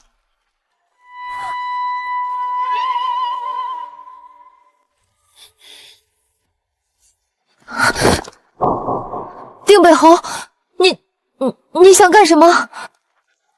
这里不欢迎你，你出去！侯爷，大晚上不去陪你夫人，来我铺子撒野，眼里还有没有朝廷律法了？沈知微，你就这么想赶我走？你就这么迫不及待的要和那个姓苏的双宿双飞吗？顾昭，你喝多了吗？一个有妇之夫，半夜到我一个寡妇的铺子里拉拉扯扯，你还要不要脸？有妇之夫，是我是娶了那个从小就发誓要娶的女人，我答应要给她全天下最体面的婚礼。可你知道吗？我每次看到她的脸，就会想到你。你安静写下和离书的样子，你砸掉首饰的样子，你拒绝皇上封赏的样子，还有你今天对着那个男人笑的样子。沈知薇，你到底对我下了什么蛊？为什么我把你赶走了，你反而无时无刻无处不在？为什么？为什么？顾昭，别骗自己了，你根本不爱我，你只是习惯了我的讨好，习惯了我的顺从，习惯了我的仰望，你习惯了把我当成一件召之即来挥之即去的附属品，你只是不甘心这件附属品有了属于自己的光芒。不是这样的，知薇，我爱的是你，我从一开始就不该娶她，不该放你走。你回来，回到我身边，好不好？你现在样子只会让我觉得恶心。你刚才说什么？我说，我嫌你脏。好一个嫌我脏！既然我这么脏，那我们就一起脏！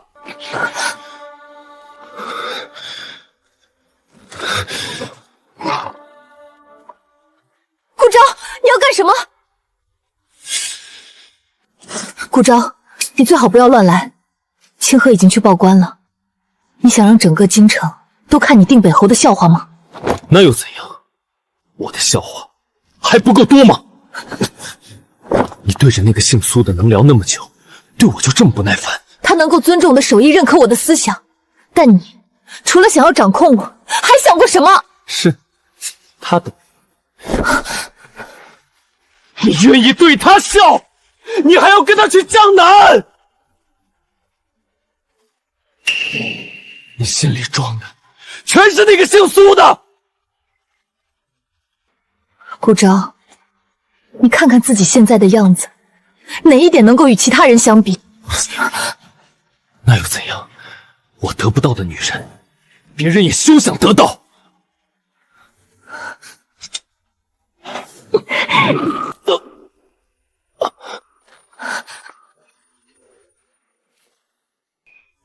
知薇，知薇，知薇，知薇！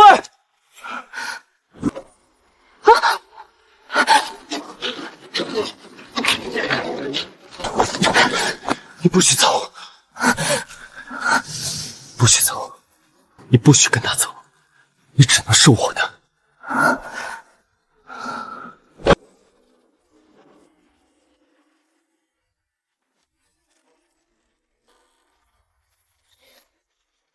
放开我家姑娘！什么人？滚开！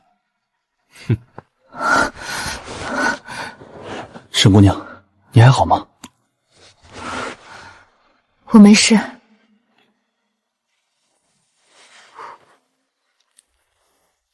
原来是你，定北侯，强扭的瓜不甜，这个道理你活这么多年还不懂。苏文轩，你别以为我不敢动你。顾昭，这是我最后一次警告你，滚出我的铺子，否则我现在就去报官。你敢？京兆尹和皇上会很想听一听堂堂定北侯是怎么在深夜私闯民宅，意图不轨的。你和他还真是般配。沈姑娘，在下冒昧了。多谢苏公子，若不是你及时赶到，后果不堪设想。举手之劳，多亏清河姑娘遇到了我们。姑娘，我们的铺子玉图毁了，这些水道的走向深浅弯折，这光凭记忆恐怕更加难以完成了。太可惜了。苏公子，我决定了，跟你去江南。苏公子，我决定了，和你一起去江南。既然姑娘决意同行，在下这便回去安排。苏公子，行程几时动身？3日后城门外集结，商队已备齐，姑娘只需轻装简行。有劳苏公子，3日后城门外见。是。姑娘，你要走了？清河，过来。这3日，你把铺子里的存货清点一遍。往后我不在京城，柜上的日常营烧你全权做主。姑娘，全交给我。那秋娘姐姐呢？秋娘是首席绣娘，她只管手艺，你来管账。若遇上难缠的客人，或是你解决不了的麻烦，拿着我的牌子去请公主殿下帮忙，切莫强出头。姑娘放心，我一定守好知微阁的大门。哭什么？又不是不回来了。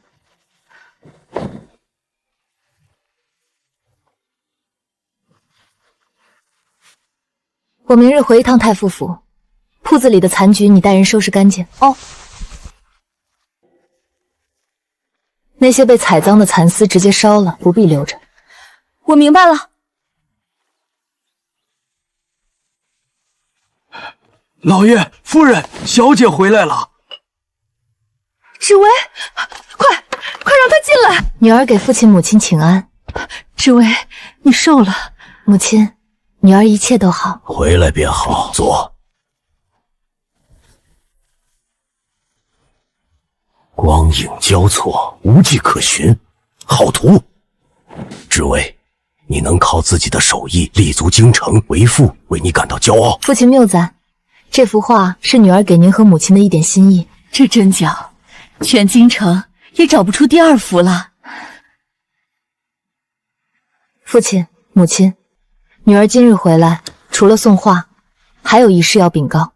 3日后，女儿将随苏家商队前往江南，实地勘察水路，绣制江南水道图。江南？芷薇，你一个人要走多远？江南路途遥远，水路难测。你一个女儿家，若在路上染了风寒，该如何是好？娘，苏家商队护卫森严，而且此行不只是为了一幅屏风。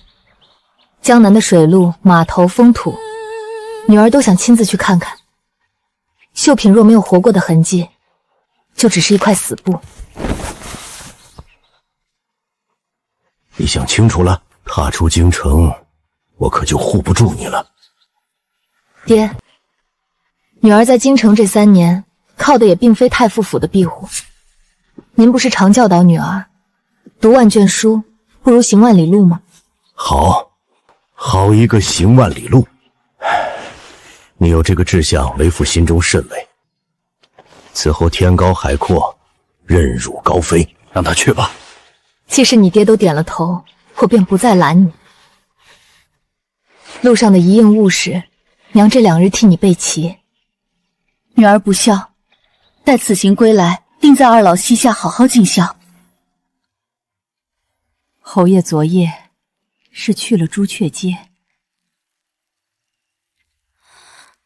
他在那间铺子里待了大半个时辰，后来苏家的人也到了。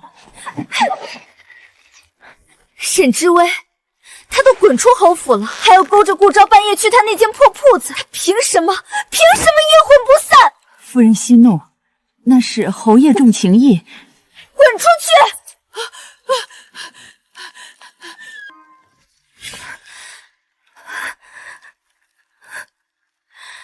要是嫣然死在北京，你的心里是不是还会挂着我？阿昭，夫君，你怎么来了？知微，知微，你别走。夫君，我是嫣然，我是嫣然啊！知微，我错了，你别走。顾昭，我是陆嫣然，不是沈知微。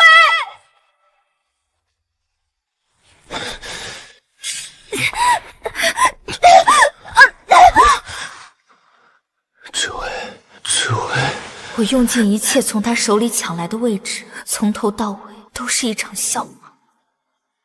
我曾经以为，只要我回来，就能像以前一样得到你的偏爱。可我忘了问自己，3年过去，你的心是否只属于我一个人？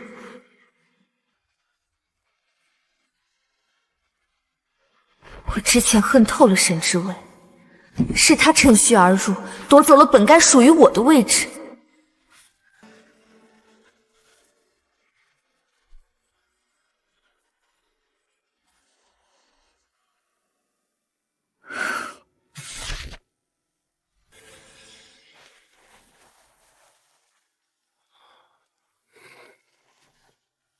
之卫，再见了，侯爷。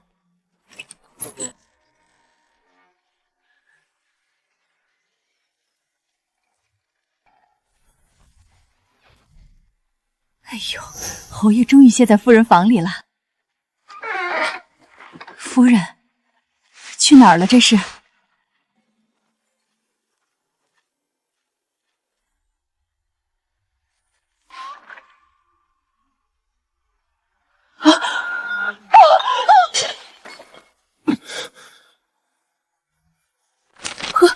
和离书，侯爷，侯爷，你快醒醒，出大事了！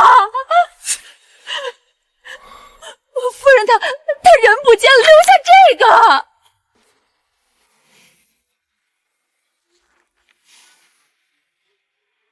侯爷，奴婢今早来送药，屋里就空了。侯爷，这可怎么办？夫人她会不会已经出了府？侯爷，你倒是说句话呀！到头来，我连一个爱过我的人都没有留住。侯爷，您说什么？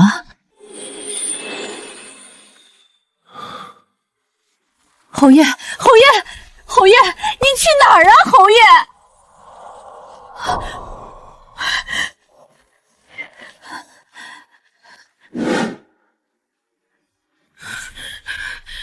嫣然今日的药送去了吗？老夫人，侯爷昨夜去了夫人房里。去了就好，总算像个成家的样子了。可今早奴婢去送药，屋里没人，只留下了这个。拿来我看看。老夫人，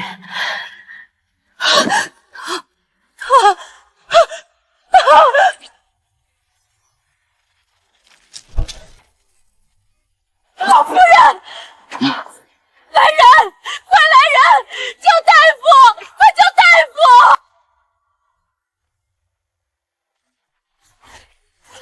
大夫，快给老夫人瞧瞧。老夫人急怒攻心，脉络受阻，中风瘫痪了。什么？往后怕是口不能言，只能在榻上度日了。老夫人！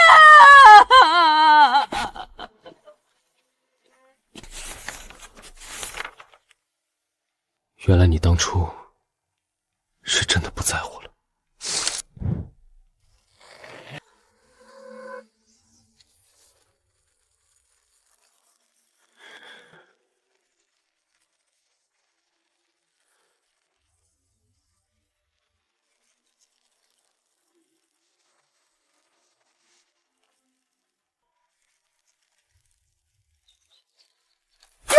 救命！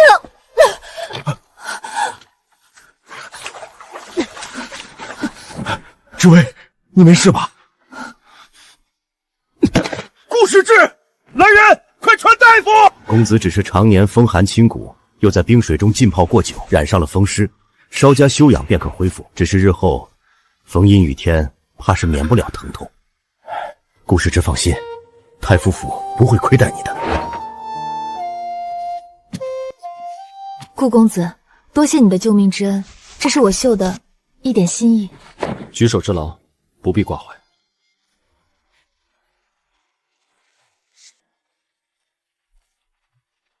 阿昭哥哥，哪来的荷包？哦，太傅家的姑娘送来谢恩的。不行，女子送荷包是要以身相许，你赶紧把它扔掉。行，我这就扔掉。知薇，知薇，老夫人，王管家拿了账房的钥匙跑了，府里头的下人也散了大半了，灶上的婆子昨儿也走了，今早的粥是奴婢自个儿熬的。侯爷已经好几日没踏出书房了，这侯府怕是撑不了多久。老夫人，您放心，老奴哪儿都不去。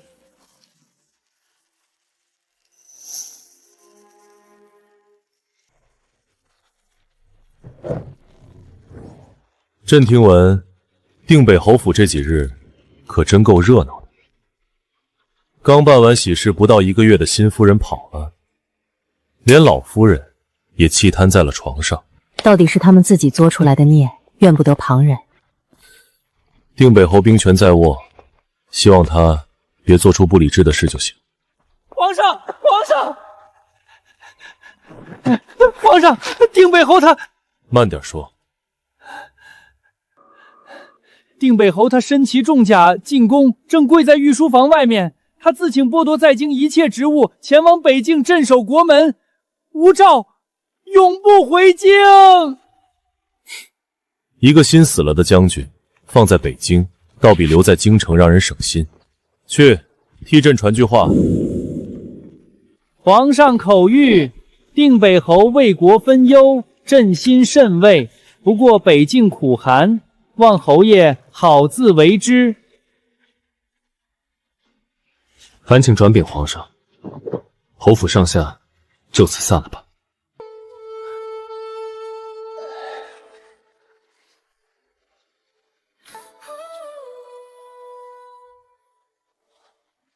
姑娘，这卷月牙白的也带上吧，江南湿气重，万一……带了，你这几日翻来覆去清点了3遍，比我还上心。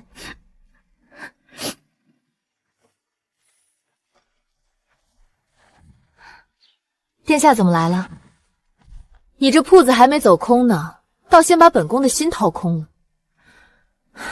最近一个个怎么都要离京啊？你是不知道，侯府那个新夫人跑了，老夫人也瘫了，连定北侯穿着重甲进宫，跪在御书房外，自请北境戍边去了。种什么因，得什么果。殿下今日来，不会只是为了跟我讲侯府的八卦吧？就你嘴利，这里面是本宫的私印和几封亲笔手书。江南那地界，万一有哪个不长眼的拿官威压你，直接把这东西甩他脸上。知微谢过殿下。江南水道图绣成之日，知微第一时间送入宫中。去吧，本宫在京城等你名扬天下的那一天。来这边，对。姑娘，外头什么动静？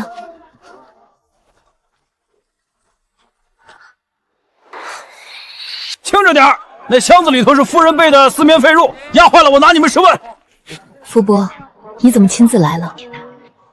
老爷和夫人命老奴送来的。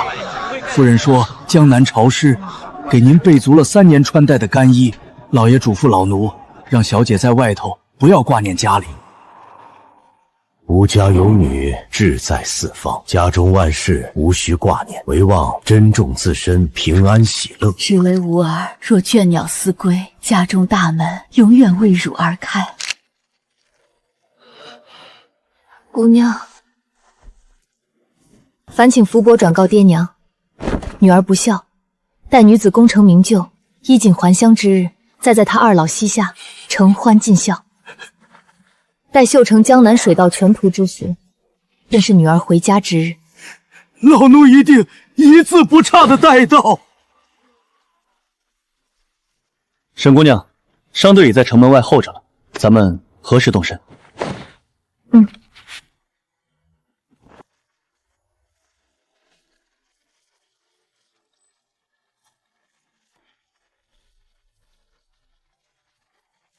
香笼都在第3辆车，我亲手点过2遍。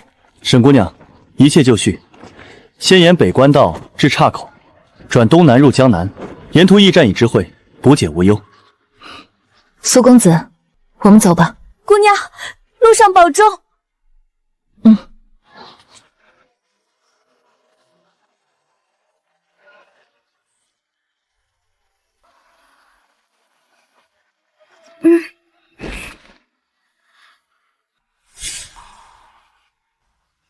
公子，您为何不与沈姑娘同城？这一路颠簸。阿全，多嘴了。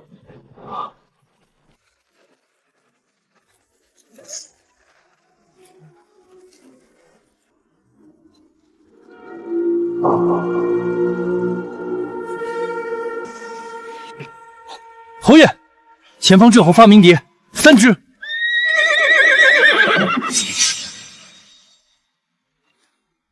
不足结阵，顿守前排。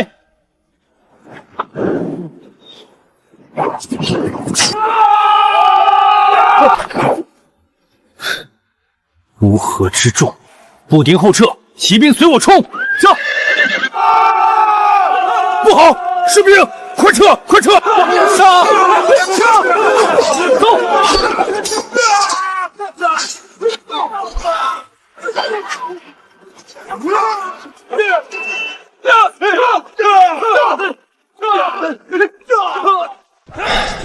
侯爷这些日子的玉器，可算排出来了。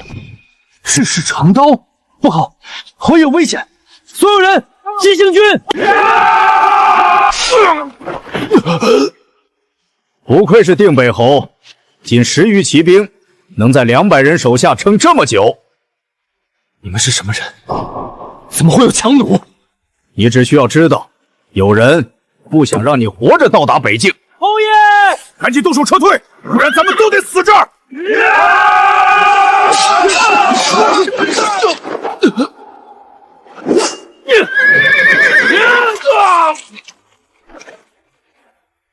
侯爷，就这样也好。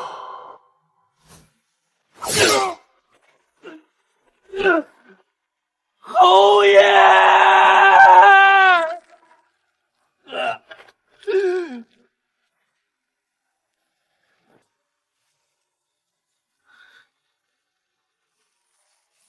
我捉他们的头目，一个都不准放走！副统领，这处山崖虽高，但崖壁中段长着好几棵老松，下方密林覆盖。侯爷或许还活着。当真如此？你立刻返回京城，去请最好的大夫。途中见到任何伤队行人，都喊过来帮忙，告诉他们定北侯遇袭坠崖，急需人手支援。快去！安排30人，顺着藤蔓下山搜查，其余人随我继续追杀。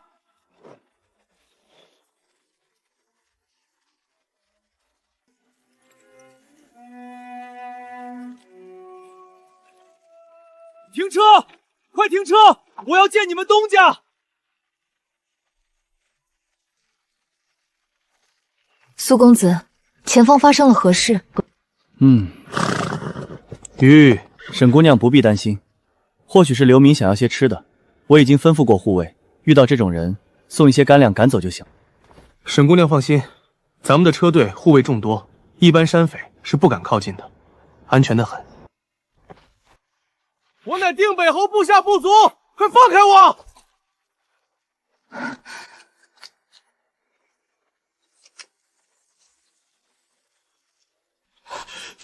我携军令前来求援，让我见你们东家。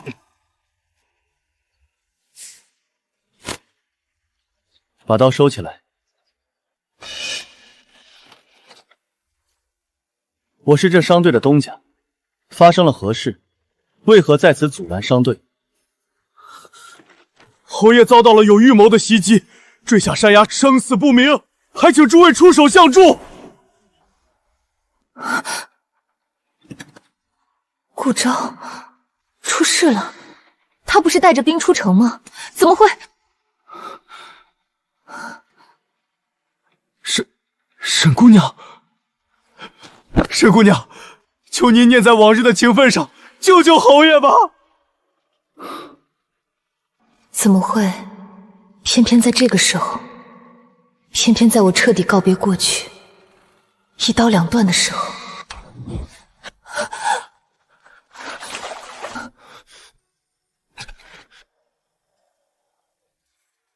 沈姑娘，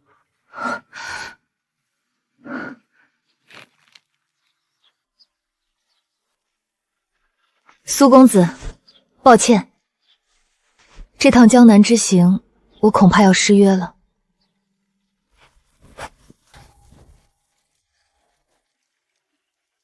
我去救他，是为还这一恩，从此两不相欠。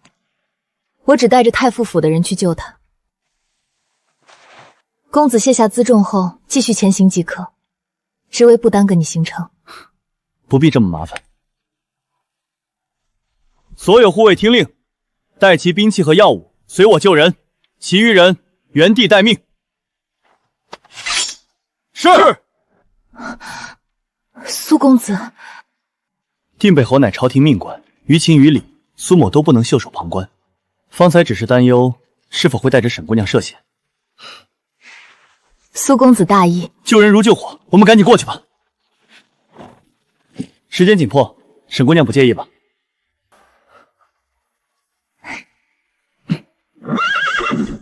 驾！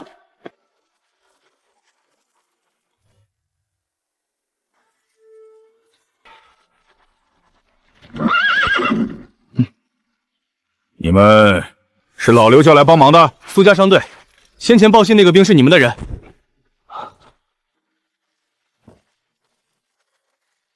沈姑娘，崖底下搜过了没有？我们不知道路，崖底又太深，我们刚找到一些绳子。小心，把带来的粗麻绳全卸下来。是，有多少拿多少。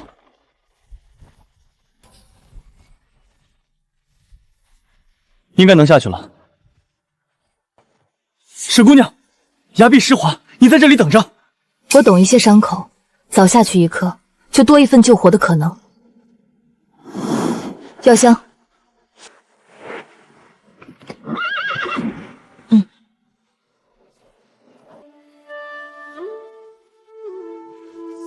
我跟在你后面，有情况就拽绳子3下。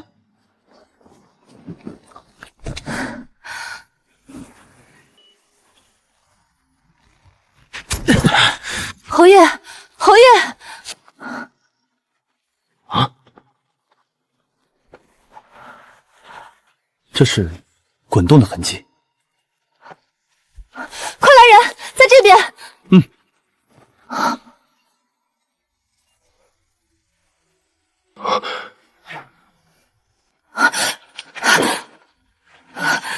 顾昭，能听到吗？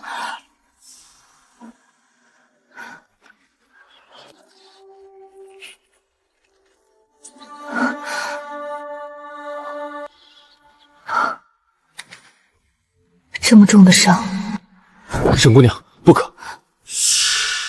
肩头若带倒钩，硬拔会撕裂血肉，她现在失血过多，撑不住的。苏公子说的对，是我着急了。来人，去找几根粗壮笔直的树枝，再撕些布带，把侯爷的断腿固定住。是。再砍2根长木，绑一个担架，准备转移。是。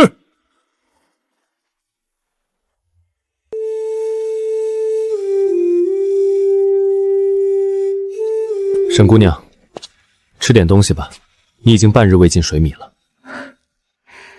多谢苏公子，我不饿。那等你饿了再吃。我已经派人去城里请大夫了，你不用这么辛苦。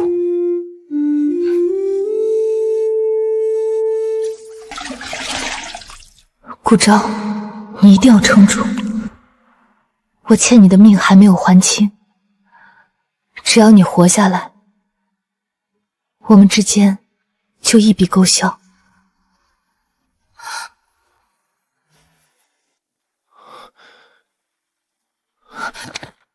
顾昭，顾昭，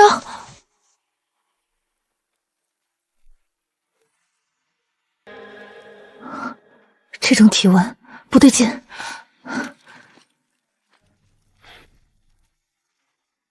公子，我真是想不通，定北侯以前那么薄待沈姑娘，换做旁人早恨透了她。沈姑娘竟然还愿意救他，到底图个什么？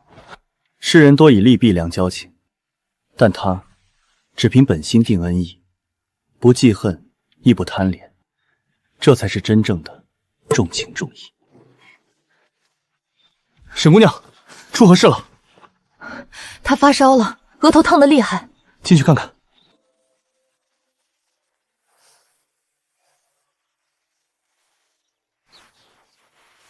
不是敷过药吗？怎么突然烧得这么厉害？伤口太深，污泥入血，外敷的药压不住毒气。说这热度退不下去。山路泥泞，城里的马车走不快。阿全，去借2匹快马，我们亲自去路上接人。是，公子。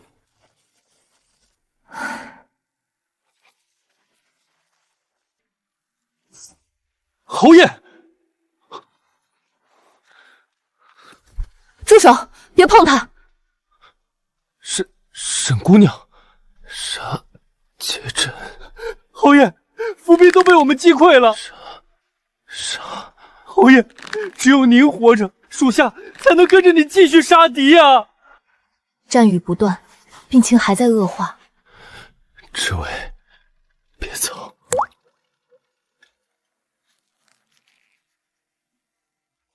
侯爷，沈姑娘来救您了，你快睁开眼看一看啊！知微，我错了，别走。想让他活命，就闭上嘴，别再刺激他。他伤及脏腑，此时正在高热，接触不当，他就多一分凶险。这大夫再不来，他便真的要交代在这里了。来了，大夫来了！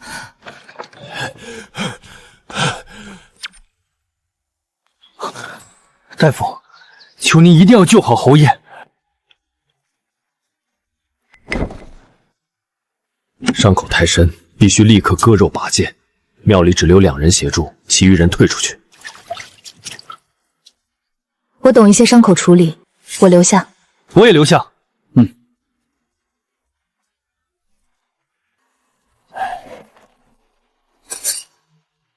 按住他，千万不能让他动。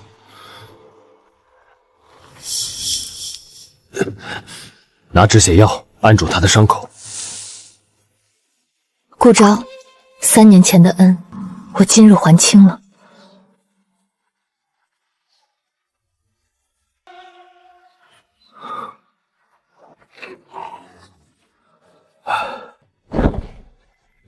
大夫，侯爷的伤势如何？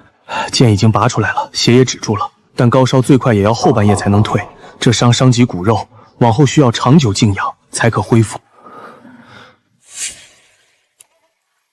你出去守着吧，这里有我看着就行。沈姑娘，以前是属下有眼无珠，多有得罪，多谢您不计前嫌，救侯爷一命。起来吧，往事已了，我救他只是为了还恩。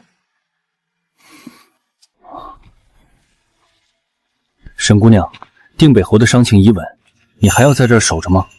我没事，我要亲眼看着他醒来，等他醒了，我与他的恩怨才算彻底理清。好，我让人去准备晚饭。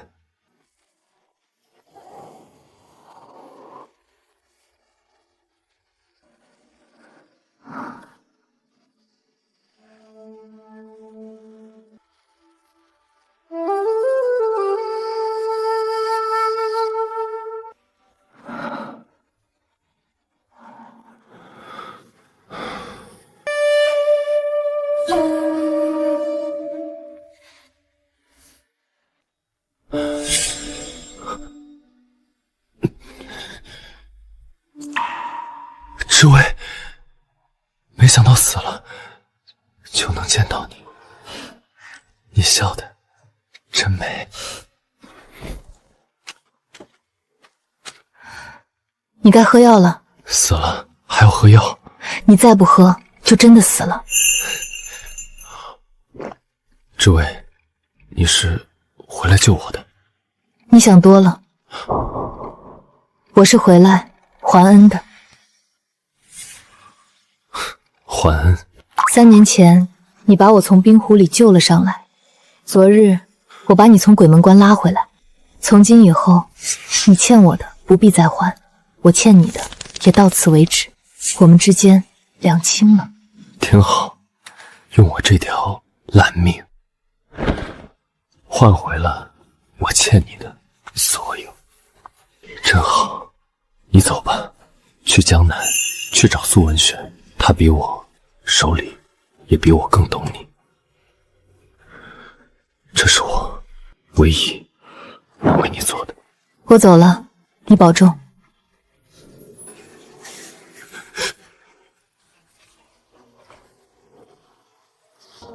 啊，侯爷刚醒了，需要照顾，你们快去守着吧。好。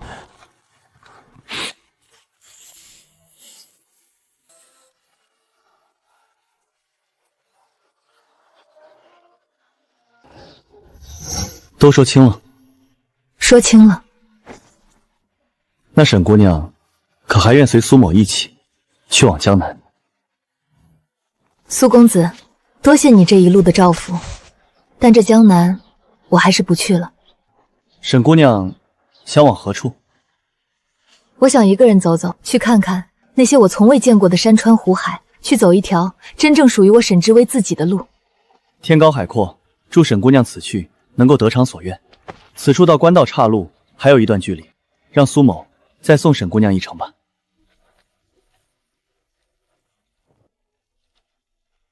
公子总算开窍了，等到了江南，老夫人见着了定会欣喜。就送到这儿吧，祝沈姑娘一路顺风。公子怎么停下了？可是路线有变动。阿全，去将沈姑娘的辎重单独分出来，再挑几个身手好的护卫跟着。顺便去我的马车里把那个紫檀木匣拿来。是，公子。重新整队，把沈小姐的辎重分出来。这是江南水道图的副本，还有苏家各处商铺的介绍信。你一人独行，路上难免遇到风雨。凭此信，苏家沿途的铺面皆可供你歇脚、换马、补给。什么？沈姑娘要走？苏公子，这太贵重了，我不能收。我与沈姑娘一见如故，这些不过是表个心意，愿用便用，不用也无人拦着，就当是苏某为知音饯行。多谢苏公子。小姐，咱们的物资都清点好了。阿全，再分10匹马和小队护卫护送沈姑娘。不必了，太傅府的人手足够。苏公子，独行虽需谨慎，但知微能护好自己。山高水长，沈姑娘万事小心。待我观遍山川湖海，将这水道图绘制圆满，届时定在江南驻足，与公子一同观赏。若哪日沈姑娘到了西湖，正赶上龙井新茶，苏家茶楼会给你留一盏。一言为定。公子，您为何不挽留一下沈姑娘？君子成人之美，何况我与她是同一种人。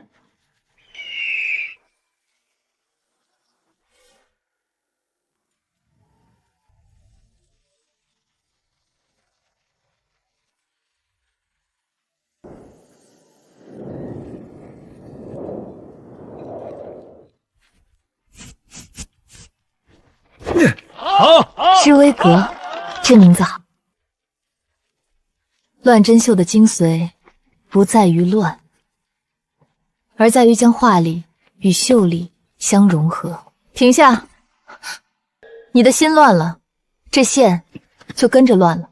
先生，我真的能成为您这样的人吗？我爹说，与其学这些绣花功夫，不如嫁个好郎君。无论你如何选择，多一份手艺就多一份底气。别人给的饭碗随时会被砸碎，自己端着的饭碗谁也抢不走。你们记住，我们手中的针线不仅能织出锦绣繁花，更能织出我们自己的路，更能绣出你们自己的一片天地。世人常说女子当从父从夫从子，在家靠父母，出嫁靠夫君，但在知微阁，我只教你们一样东西，从己。不要做依附在大树上的藤外，要做能自己扎根的树。先生的教诲，学生记住了。好了，收拾绣架，明日再来。先生辛苦了。横再横，竖提。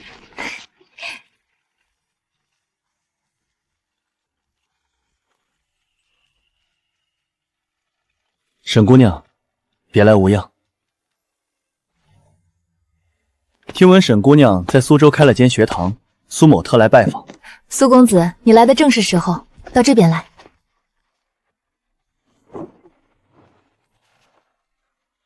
这条普黄江的弯道，你改了走向？我实地走了一趟，发现这儿的实际河道受汛期冲刷，已自然改道。连河床的高低落差，竟都用不同针法标得清清楚楚。你竟真的把江南的山川湖海，生生搬到了这方寸之间。这才是真正的江南水道图。沈姑娘可有时间与我在这河边同游？这2年我到过许多地方，从泰山之巅到西湖断桥，从大漠黄沙到这苏州水道，才知道天地原来这么大。沈姑娘心境与2年前不同了。如今我也接掌苏家，为朝廷疏通江南运河，但旧舆图错漏百出，还好沈姑娘那幅水道图没有让我失望。我本就是受苏公子委托，此图若能造福民生，是我的荣幸。江南新茶季到了，苏家茶楼已备好了龙井。多谢苏公子好意，不过我明日便要启程回京，若有机会再喝你这盏新茶。山高水长，沈姑娘保重。苏公子，2年的游历，我已经有了自己的路，你我终究有缘无分。知微阁，这位夫人，您看这牡丹，光影流转。夫人慢走，下次有新货，我再差人给您过目。牡丹荷包10两。客官，看点什么？咱们这儿新上。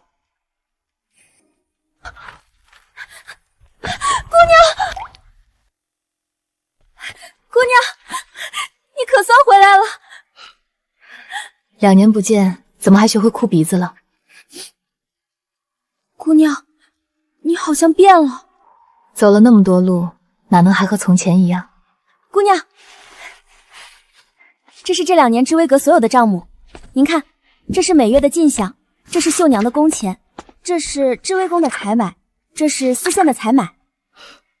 这些都是你记的？姑娘走时说过，账目要日日清，笔笔明，我都记下了。清河，你已能独当一面了。姑娘，楼上还有东西，您跟我来。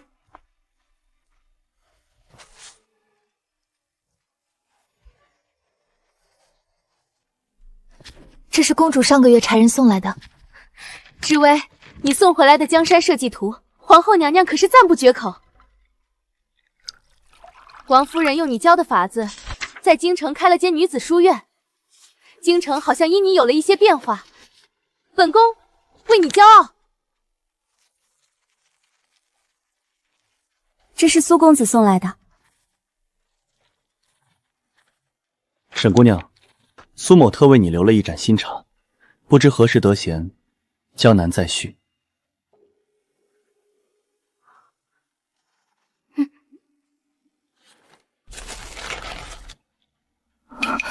北境特有的雪莲。姑娘，侯爷在北境屡建战功，不过老夫人病逝那天，他也没回过京城。